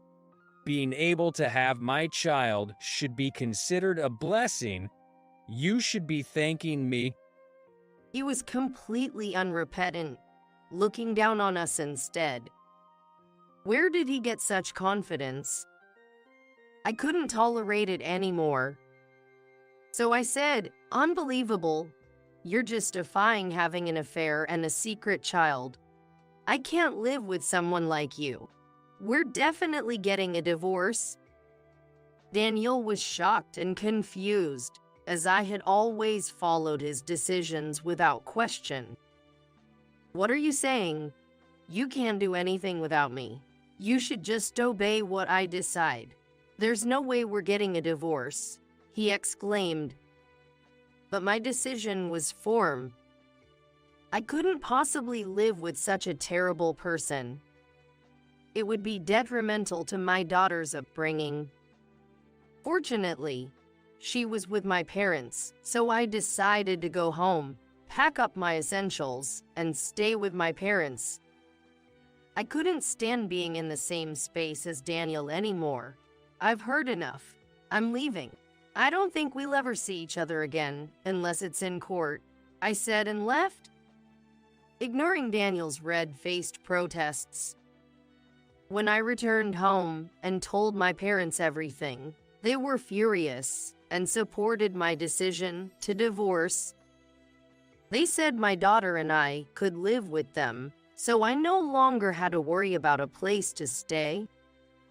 Later, Daniel tried to resist the divorce, leading to mediation. Due to having a secret child, he was in a disadvantaged position, and the divorce was granted mostly in my favor. I received a considerable amount of alimony, which must have been a blow to him. However, that wasn't the end. Tom, the father of Daniel's mistress, turned out to be a senior executive at one of Daniel's client companies. Unaware of this, Daniel had insulted him. Daniel didn't know him since Dom wasn't his direct client contact, but of course, such disrespect would be unforgivable. Tom reported directly to the company about a married man in their ranks having an affair with his daughter, saying he couldn't do business with a company harboring such a man. The company, to avoid losing a major client, significantly reduced Daniel's salary and transferred him to a subsidiary. Being a man of pride, he resigned. He thought he could easily find another job due to his elite university background. However, his egocentric nature was evident in interviews, and he failed to secure a position at any company he applied to. He ended up at a small firm with even lower pay than the subsidiary he had refused. In such a place, boasting about his high education only made him a subject of ridicule. Desperate with his dire situation, Daniel contacted me, attempting reconciliation. When I firmly stated that there was no way I would reconcile with someone heartless, he then demanded to see our daughter. Daniel claimed that it was his right as a father to see our daughter, but Emily, being 10 years old, surprisingly understands what her father did and has firmly said she doesn't want to meet him. He seemed to have given up after I told him this. I'm relieved to hear my daughter's words. It seems she's growing up well. Michelle, who was hospitalized, underwent thorough examinations, but nothing serious was found. She has been discharged and is now living happily with her mother. It appears she fainted due to a slight case of anemia, so I'm relieved. Following the incident, Michelle has also expressed that she doesn't want to see her father. She's innocent in all of this, so I hope she can forget her father's existence and find happiness. Thankfully, she has her grandfather's financial support, so there's no need to worry. Speaking of which, I also received alimony as compensation for the affair, both from Daniel and his mistress. In a way, I'm grateful to them for providing the impetus for our divorce. Emily, the mistress, seemed genuinely remorseful and insisted that I accept the alimony, so I did. My hard work at my part-time job was recognized, and I was happily hired as a full-time employee. With the alimony from both Daniel and his mistress, I don't foresee any financial difficulties ahead. I plan to work hard and live a joyful life with my daughter.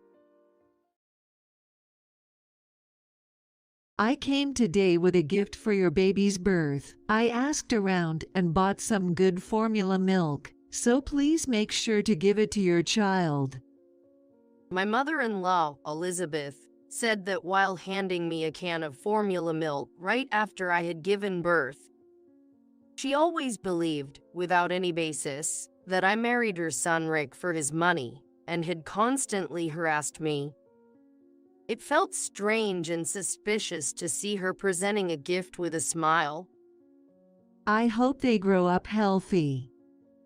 She said that, leaving without any of her usual snide remarks. Her departure felt eerie. Puzzled, I showed the formula milk to my mother, who had come to visit.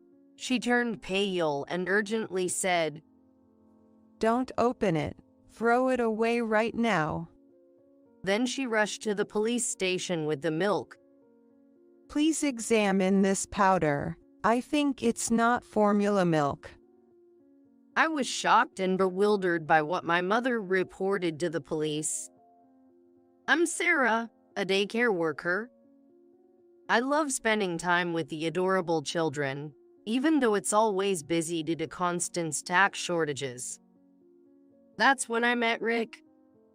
He's a police officer. He visited the daycare where I work to teach the kids about road safety. Every year, it seems that the police collaborate with daycare centers to teach preschoolers about traffic rules before they start elementary school, and it's usually the responsibility of new officers. Rick, young and full of justice, was popular among the daycare staff, and I found him wonderful too. Our relationship started when he gave me his contact information, and I responded. We fell in love, started dating, and got married within a year. Rick, diligent at work and helpful at home, made our married life blissful. However, I faced one major problem: my relationship with Elizabeth. She seemed convinced I married Rick, a public servant, for his status, and had a low opinion of me. I realized this during my second visit to their home. We were discussing wedding plans at their place.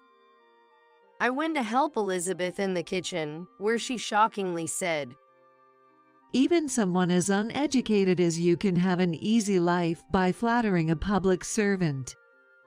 Excuse me, what do you mean? Well, being a daycare worker isn't exactly a smart person's job, is it? The pay isn't great, and you must have been worried about your future. But marrying a police officer like Rick means you're set for life. I was stunned by her words. I tried to explain that I didn't marry Rick for his money. I married him for who he is. But Elizabeth never listened. You might deceive Rick, but you can't fool me. She said that, leaving me frozen in shock. From then on, every time I visited their home, she would make snide remarks. Since our houses were close, sometimes we'd see each other as often as once a week. It was always painful, but I endured it because Rick had a good relationship with her. About 6 months into our marriage, I discovered I was pregnant. Rick was overjoyed, and so was I. There were other things that made me happy about being pregnant. It was the fact that I didn't have to see Elizabeth for a while. I asked my mother to help with household chores. Elizabeth's offer to help would have made me uncomfortable. Rick understood and made sure Elizabeth didn't visit. Since our houses are close, I used to be called to my in-laws' house frequently, so not having to see Elizabeth was a relief. However, the distance from my mother-in-law was only until I entered the stable phase of my pregnancy. She called me after that, inviting me to collect vegetables from the family garden. As Rick couldn't come to do work commitments, I had to go alone.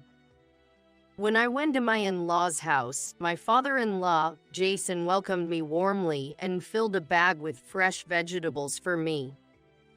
They are pesticide-free, so they should be good for you and the baby.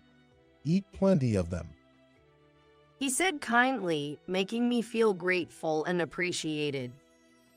But as I was about to leave, something terrifying happened. Just as I stepped down the front stairs, I suddenly felt a push on my back. Desperately protecting my belly, I twisted and fell, sliding down the stairs shoulder first. It was only about 4 steps, but they were tiled, and I scraped my shoulder and elbow. Enduring the intense pain, I looked up to see Elizabeth, smirking down at me. What a pity. She said that nonchalantly after seeing that I hadn't hit my stomach, and then she went back inside. I had only dealt with her snide remarks before, but now I feared for my life. I discreetly confided in my mother, who was visiting. She listened intently and asked me to tell her immediately if anything else happened. After that, I made sure to visit my in-laws only when Rick was with me, and spent most of my time at home with my mom. This helped me avoid further harassment from Elizabeth. Thankfully, I gave birth to a healthy son, Kevin. Holding my little boy, all the pain and troubles seemed to vanish. After returning home, my mom helped take care of the baby, replacing Rick, who was busy with work. I was slowly getting the hang of this new parenting role. Then, unexpectedly, Elizabeth showed up one day. I came to give a present for the baby's birth. I asked around and bought some good formula milk. Please make sure to give it to your child. Thank you. She was constantly smiling. However, that actually made me feel uneasy, as it was a stark contrast to her usual glaring. I hope he grows up healthy, she said before leaving. As I was pondering over her uncharacteristic behavior, my mom approached, holding Kevin. What did she want? She brought some formula milk she heard was good from the neighbors. I replied my mom, pulling out the formula can from the plastic bag. Instantly, my mom backed away with a shocked expression. Don't bring that near me. What's wrong? Sarah, you mustn't open that can. She warned, then quickly put Kevin in his crib and snatched the bag from me. We need to go to the police right now and tell Rick. Why? Surprised, I followed her, carrying Kevin. We rushed to the police station where Rick worked. Rick, this formula is dangerous. Please check it immediately. Lisa, what's wrong? Sarah received it. I think it's lime. Lime? I gasped, staring into the bag. Rick's face turned serious as he took the can. He then discussed it with his supervisor and they agreed to analyze its contents. A few days later, we learned the shocking truth. The can didn't contain formula milk. It was agricultural lime used in farming. Rick and my mom looked somber back at our house. This lime was once used for marking lines in schools, but it was discontinued after causing blindness in some cases. Blindness, you mean? Just opening the can could have been dangerous for both you and the baby. I shivered, imagining the worst. If I hadn't known and had opened it, Kevin might have been in grave danger. Anger boiled inside me against Elizabeth, who had stooped to harming even Kevin. I couldn't let her actions slide any longer. I decided to expose her misdeeds and seek justice. A few days after receiving the formula milk, Jason called to inform me that the police had shown up at their house. To explain the chaos unfolding to the confused Jason, I headed to my in-laws' house with my mother, holding Kevin. Upon arrival, we saw Elizabeth being restrained by the police, struggling and yelling. I haven't done anything. Don't make up stories. I won't go with the police. Let me go. Sarah, they're saying something about Elizabeth harming you. They're saying they're taking her to the police station. Jason said that, looking bewildered as he alternated his gaze between his wife's commotion and us. Jason, what the police are saying is true. We were almost killed by her. What? What do you mean? I haven't done anything. Don't believe what that woman says. Elizabeth screamed. However, Jason looked at her sternly. If the police are involved, there must be a reason. Sarah, can you tell me what happened? I explained everything to Jason, who had regained some composure. I think she intentionally put lime in the milk. You're into gardening, right? You must have bought lime in bulk. Indeed. I bought lime for the garden. I was planning to spread it soon, but noticed it was less than I remembered. Could she have lied that it was formula milk and given it to Sarah? Elizabeth turned pale under Jason's sharp gaze. No, I wouldn't do such a thing. Then you won't mind if the police check for fingerprints on the can, right? If they find someone else's fingerprints, that person is likely the culprit. What do you mean? She started sweating and looked away, nervous. You better confess now. If you keep making a fuss, it might turn into obstruction of justice. I said that firmly as she glared at me. Yes, I put the lime in. It was just a little prank. A little prank. You gave something that can cause blindness in adults, lying it was formula milk. That's way over the line. You should have realized immediately it wasn't formula milk. I never thought you'd actually feed it to him. If you can't tell the difference, maybe you're unfit to be a mother. She laughed mockingly. I was furious. Enough. It's one thing to harass me. But what if something happened to Kevin? If you disliked me that much, you should have opposed the marriage from the start. I did oppose it. A daycare worker with no education or income. Rick's just being used, but Rick insisted on marrying you. He wouldn't listen. I had to protect Rick because he's being deceived, she shouted, spitting with rage. She had been harassing me to break up our marriage, but it wasn't working. She seemed to panic, thinking that once we had a child, we definitely wouldn't divorce. So, she thought threatening harm to Kevin might make me initiate a divorce. But that doesn't give you the right to do anything you want. This is a serious crime. A crime? Don't be so dramatic. It was just a prank. It's more than just a prank. Rick's voice came from behind.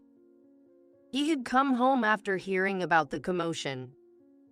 As soon as she saw Rick, Elizabeth reached out to him desperately. Rick, help me, please. This woman is trying to get me arrested. It's all a misunderstanding. Convince the police. You know them, right? I'm sorry, but it wasn't Sarah who pressed charges. It was me. Why would you do that? I feared for the lives of Sarah and our child. Rick said that as he looked at her sadly. When you gave Sarah the lime, she and her mother came to the police station where I was. I've heard all about the harassment. That was just being a bit strict. No more lies. I've heard about the lime. If Sarah had opened it while holding Kevin, the dust could have caused serious harm. I honestly didn't know it was that dangerous. I thought it was harmless since it's used in gardens. Not knowing isn't an excuse. There was no harm done, but you had malicious intent. That could be attempted murder. Attempted murder. She gasped, covering her mouth. You've done enough. Reflect on your actions and pay for them. Wait, I did it for you. Please, let's pretend this never happened. We're family. Overlook this much. She clung to Rick with tears in her eyes. But he shook his head slowly. If I forgive you now, you won't learn. When I told you about marrying Sarah, you judged her without even meeting her and wouldn't listen. To make her reconsider her actions, Rick quietly explained why he had to press charges. But Elizabeth didn't seem convinced, apologizing while crying and clinging to Rick's feet. Why are you so cold? Do you know how hard I've worked to raise you? Are you really taking the side of a woman you've only known for a few years over your own mother? That's too much. I am grateful to you, Mom. You did a lot for me, like household chores and driving me to extracurricular activities. But the way you've treated Sarah is wrong. I won't withdraw the charges. No, please, I've reflected on my actions. I won't harass Sarah anymore. I'll do anything, even help with the housework. Just forgive me. Elizabeth began to cry uncontrollably. Still, Rick just watched her silently, without nodding. Then, realizing her appeals to Rick were futile, she turned to her husband. Dad, please help me. I'm not guilty. Tell the police I'm innocent. Jason quietly shook his head. I've been silent until now, but what you did can't be forgiven. You need to pay for your crimes. Why are you taking her side too? If I get arrested, I can't live here anymore. Didn't we say we'd enjoy our retirement here, gardening? Are you okay with losing that dream? The neighbors, having heard the commotion, were watching from afar. If she were taken away now, rumors would surely spread. It could even become impossible for her to live there. But Jason remained unyielding. It's okay if I can't garden anymore. If it means Sarah and Rick won't suffer, that's fine. Enraged, Elizabeth shouted. You're prioritizing her over your own wife. You prefer a younger woman. You no good traitor. Exasperated by her foul language, Jason sighed. I never thought you were this terrible. I can't stay with you anymore. We're getting divorced. Get arrested for all I care. Are you serious? You're joking, right? We were fine until yesterday. Why are you suddenly talking about divorce? Jason held his head. Suddenly, watching you harass Sarah without remorse and insult others when things don't go your way cooled my love instantly. But everyone's on Sarah's side. No one listens to me. We are listening, and we're saying you're wrong. What you did is bad enough for arrest. How can you not understand that? Shocked, she fell silent at his stern tone. I don't want to spend my life with someone who lacks common sense. Jason said that, causing Elizabeth to tremble violently. Wait, if you leave me, what am I supposed to do? I have no income. My pension is not much. I won't be able to live. Please, just not divorce. She stretched out her hands, pleading as if casting a spell to stop the divorce. However, Jason coldly brushed her hands away. Her face was then a mess with tears and smeared makeup. She then turned towards me. Sarah, I'm sorry. It was my fault. I apologize. So please forgive me. If you forgive me, then Rick and Dad will too. Please forgive me. That's not really an apology to me, is it? You're just apologizing to get forgiveness from Rick and your husband, right? No, that's not true. I really do feel sorry. I'll do anything if it means getting forgiveness. You know, child rearing is hard, right? I can help you with that. It will make things easier for you. She said this with a forced smile. It made me feel nauseous. How could I trust someone who endangered Kevin's life with such dangerous harassment to help with child rearing? I sighed, exasperated at her complete lack of understanding. I'm sorry, but I can no longer trust you. Therefore, I want nothing more to do with you. Don't say that. Aren't we family? Family? You never thought of me as family, did you? You've always been trying to divorce me and kick me out of the house. Well, that's... I might have tolerated the harassment against me, but I can't forgive someone who harasses Kevin. I can't consider you family anymore, and no matter how much you apologize, I can't forgive you. Rick then signaled the police. They grabbed Elizabeth's arm to take her to the patrol car. No, stop. Don't touch me. Please, forgive me. As she screamed, the police led her away. She was later arrested for attempted murder. We didn't suffer any health damage, but due to the severity of her actions and her malice, she faced serious punishment. Jason divorced her, and Rick also decided to cut ties with her.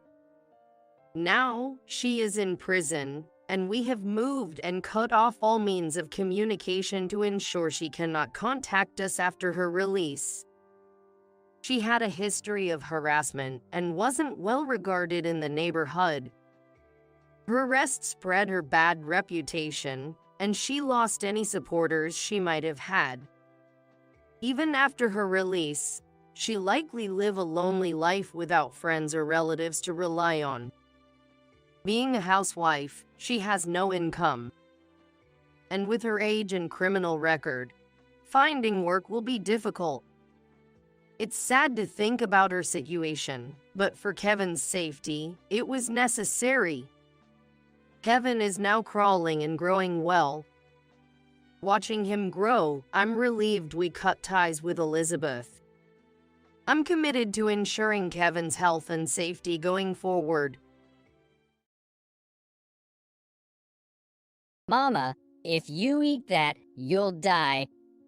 That's what my 9-year-old son, Michael, whispered to me as I stood in front of the cake my husband had bought for my birthday. Michael, always wise beyond his years, seemed to know something. As soon as my husband, John, stepped into the kitchen, Michael quietly switched our plates. 10 minutes later, John suddenly began to struggle, foaming at his mouth, and fell down. In a panic, I called an ambulance, and he was rushed to the hospital. Later, I would learn about the horrifying fact that had unfolded behind the scenes, shaking me with fear. I am Linda, 43 years old, a full-time employee in the food industry, living with my 45-year-old husband and 9-year-old son, Michael. I met John 10 years ago, got married, and the following year, we were blessed with Michael. From a young age, Michael was a mature and intelligent child, able to read simple words and even some complicated ones by age 3, and he loved reading instruction manuals. Now at the age of 9, he would thoroughly research any word or subject that puzzled him or caught his interest, and often making sharp observations that impressed me. On the other hand, John, while gentle and calm when we were dating, turned out to be quite domineering after marriage. He believed housework was a woman's job, saying that a wife should always walk 3 steps behind her husband, and he did not do any houseworks. He would constantly nitpick everything I did. This became apparent when I started working part-time after enrolling Michael in daycare. Hey, the house is getting dirty. Are you slacking off on cleaning? But it's tough since we're both working. Could you help out a little? Housework is the wife's job.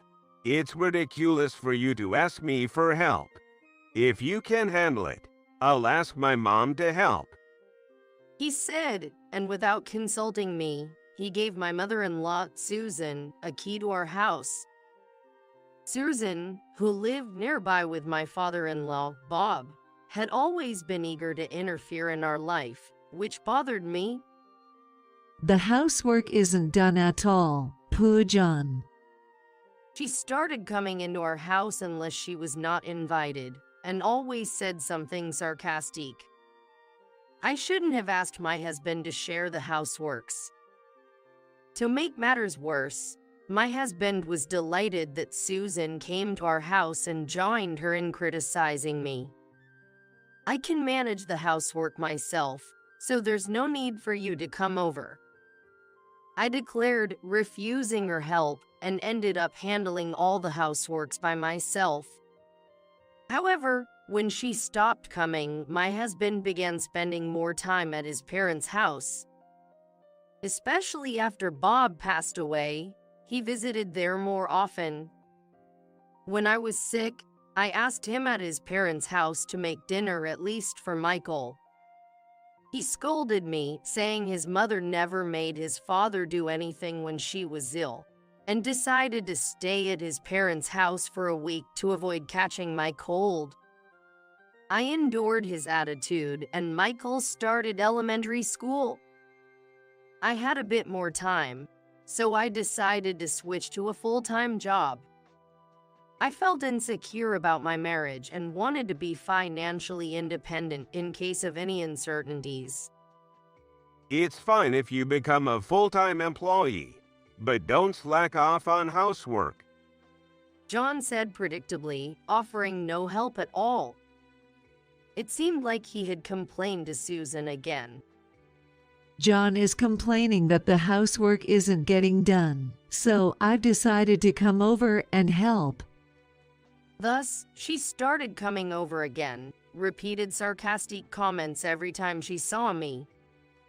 I was exhausted from this repetitive cycle. Seeing this, Michael started to talk to Susan whenever she began her nagging.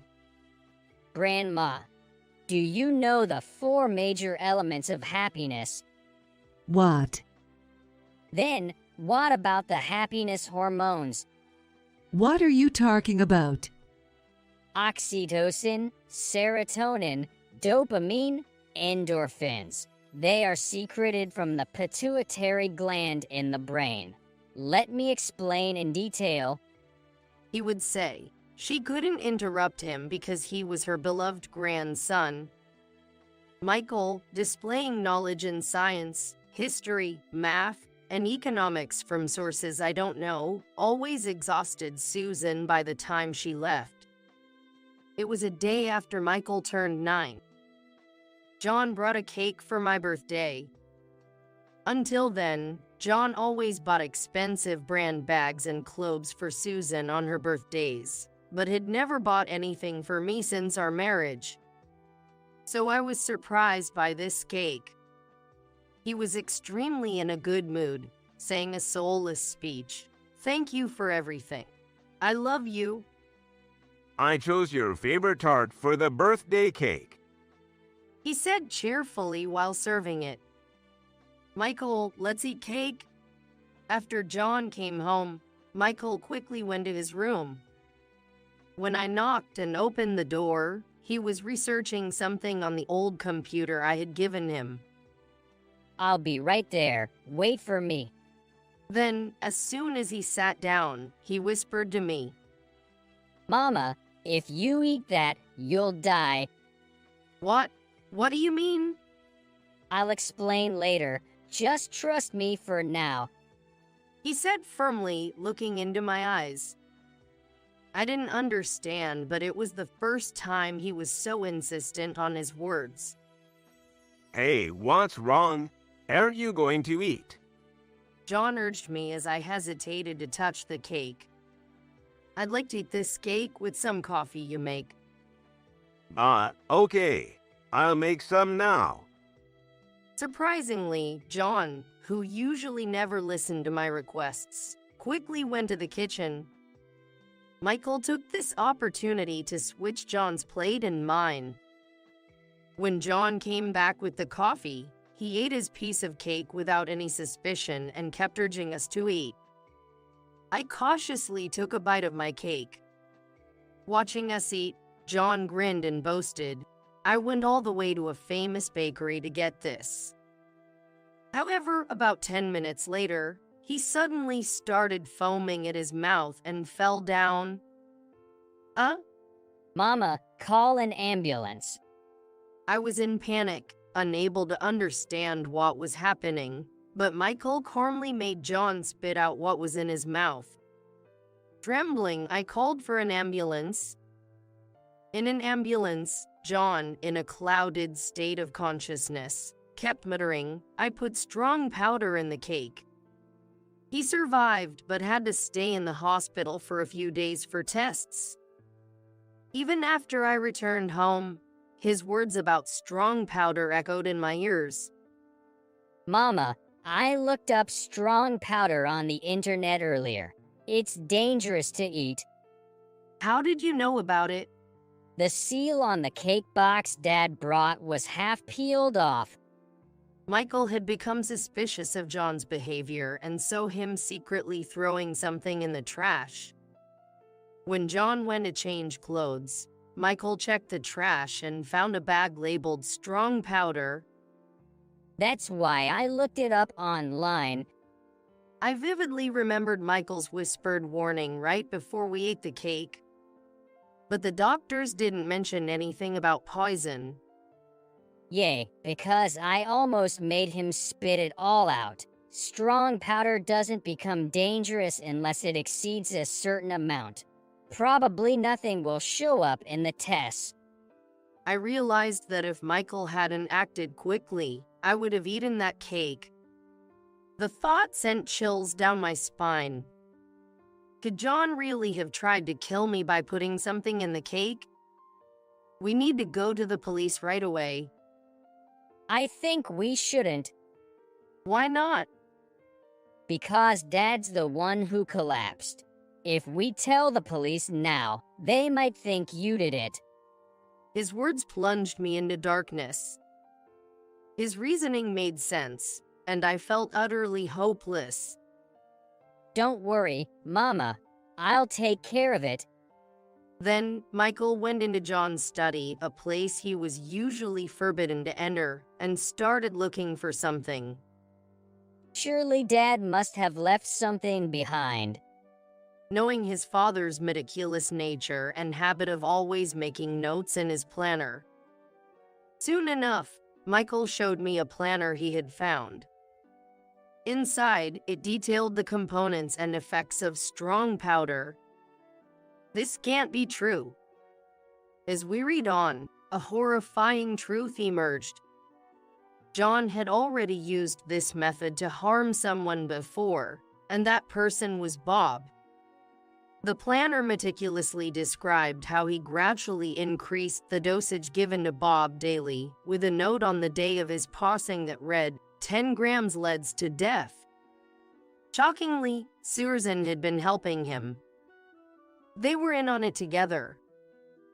Flipping through the pages, we found a plan for my birthday. Are you okay, Mama? Michael asked as I realized I was shaking with fear and anger.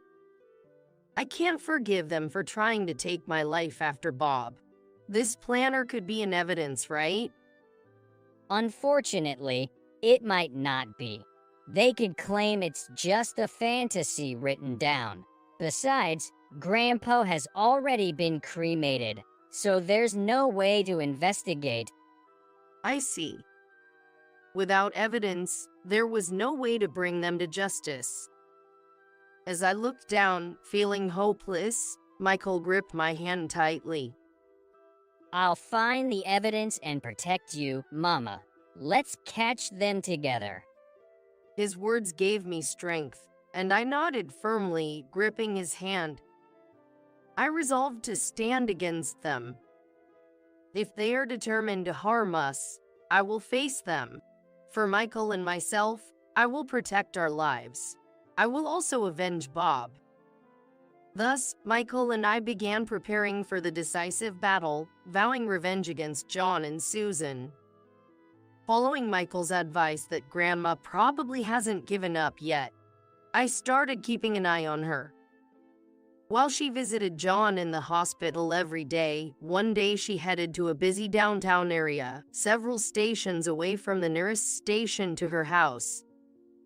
I followed her to a shady-looking shop off the main street, where she eventually emerged with something in hand. Susan, what are you doing here? I approached her on the main street, pretending to bump into her by chance. Startled, she turned around. Linda, what are you doing here, not visiting John and enjoying shopping instead? Just some work stuff. But Michael is anxious about his dad's hospitalization and needs cheering up. Could you come to our house for a bit? She was so sarcastic as usual, but I invited her home, which is something I normally wouldn't want to do, but today was necessary. As soon as we got home, Michael greeted her joyfully. Grandma, I have something to show you. Come to my room. He winked at me and pulled her forcefully into his room. In the meantime, I checked the contents of the bag she had brought from the shop. It contained a white powder, and I discreetly took a small amount and placed it in another bag. I took this somewhere on the next day. Several weeks later, on the day of John's discharge from the hospital, I told Susan to pick him up, saying I was preparing a celebration.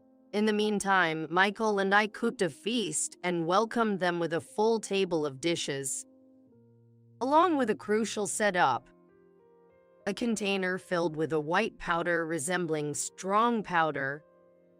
As John and Susan entered the room, Michael guided them to the table. Hey, I helped make this feast too. Eat a lot. They soon started whispering to each other after sitting down. Mom, isn't that? Don't be ridiculous. It can't be here. They looked pale, seeing the white powder on the table. Is the seasoning okay? I asked, but they kept their heads down, not touching the food. By the way, I heard sprinkling this on food makes you feel energized. I handed the white powder to Michael, saying, sprinkle this on for them. Stop it. Don't put that unknown stuff in. John, terrified, knocked the powder out of Michael's hand. What's wrong? I just want you and Grandma to live a long life, I said with my brightest smile, as Susan also shouted, stop it. Why? You wanted me to stay healthy too, right? That's why you put it on my cake, although you ended up eating it and got hospitalized. They looked horrified. I then presented them with some papers. I had our company's inspectors analyze this substance. Here are the results. It contains dangerous components that could be lethal in certain quantities. John's eyes darted around as he faced unexpected evidence. I don't know anything about this. But this is from what Susan had, right? How dare you go through my things? And I only bought it because I was told it was a health supplement. I confronted them with more evidence. Then what's this? 10 grams leads to the death, it says. This date is the day Bob was taken by ambulance, right? I placed a copy of John's planner on the table. After a moment of silence, John started to speak, defeated. Dad was in the way. He didn't like how close Mom and I were, always meddling in everything we did. Exactly. He was always getting between us and was so annoying. Couldn't stand him. They probably resented Bob for worrying about his son's dependency on Susan and intervening. I was appalled by their selfish motives. Having succeeded once without getting caught, they now aim to send me to death too. You're also an eyesore. Right, you're in the way of me and my son. That's no excuse to kill someone. What you did is a crime. I'm calling the police and submitting this evidence. You think we'll let you do that? Suddenly, John burned the documents with a lighter. There's no evidence now. The police will just think it's a delusional story of a daughter-in-law's revenge. As John smugly approached me, Michael coolly pointed out, Dad, that's just a copy, and I've recorded our entire conversation on a voice recorder, which is more than enough evidence. John turned pale and muttered, "No way," while Susan desperately said, "We were so close to getting rid of the nuisance." Dad, I can't believe you'd attempt such a sloppy plan. No matter what you plan, it's bound to fail with me by Mom's side. Michael said. He then laid out a meticulous plan, leaving them speechless. When I called the police, I advised Michael, "Your dad can never do as you plan since he has been a mama's boy who can't stand on his own. Don't be like me. Use your knowledge rightly." Of course, Mom. Don't worry. John and Susan, silent the whole time, finally spoke. "We don't need a husband father like him in our lives." Don't say that. We're sorry. Please don't call the police. Yes, we apologize. But it was too late for their sudden apologies. Reflect on your actions in jail. Goodbye. As the police arrived and took them away, they were crying and screaming. The copy of the planner and the voice recording served as evidence, leading to their arrest. The shop where Susan bought the poison was also investigated, and the owner was also arrested. Following a divorce from John, I claimed $20,000 each from him and Susan as compensation, forcing them to sell their house to pay it, with nowhere to return after prison. I left the house where Michael and I had lived. Mom, you fulfill all 4 elements of happiness. You're bound to be happy. I guarantee it. Is that so? But I'm happy because you've helped me and set me free. Smiling together, we were determined to live our lives to the fullest.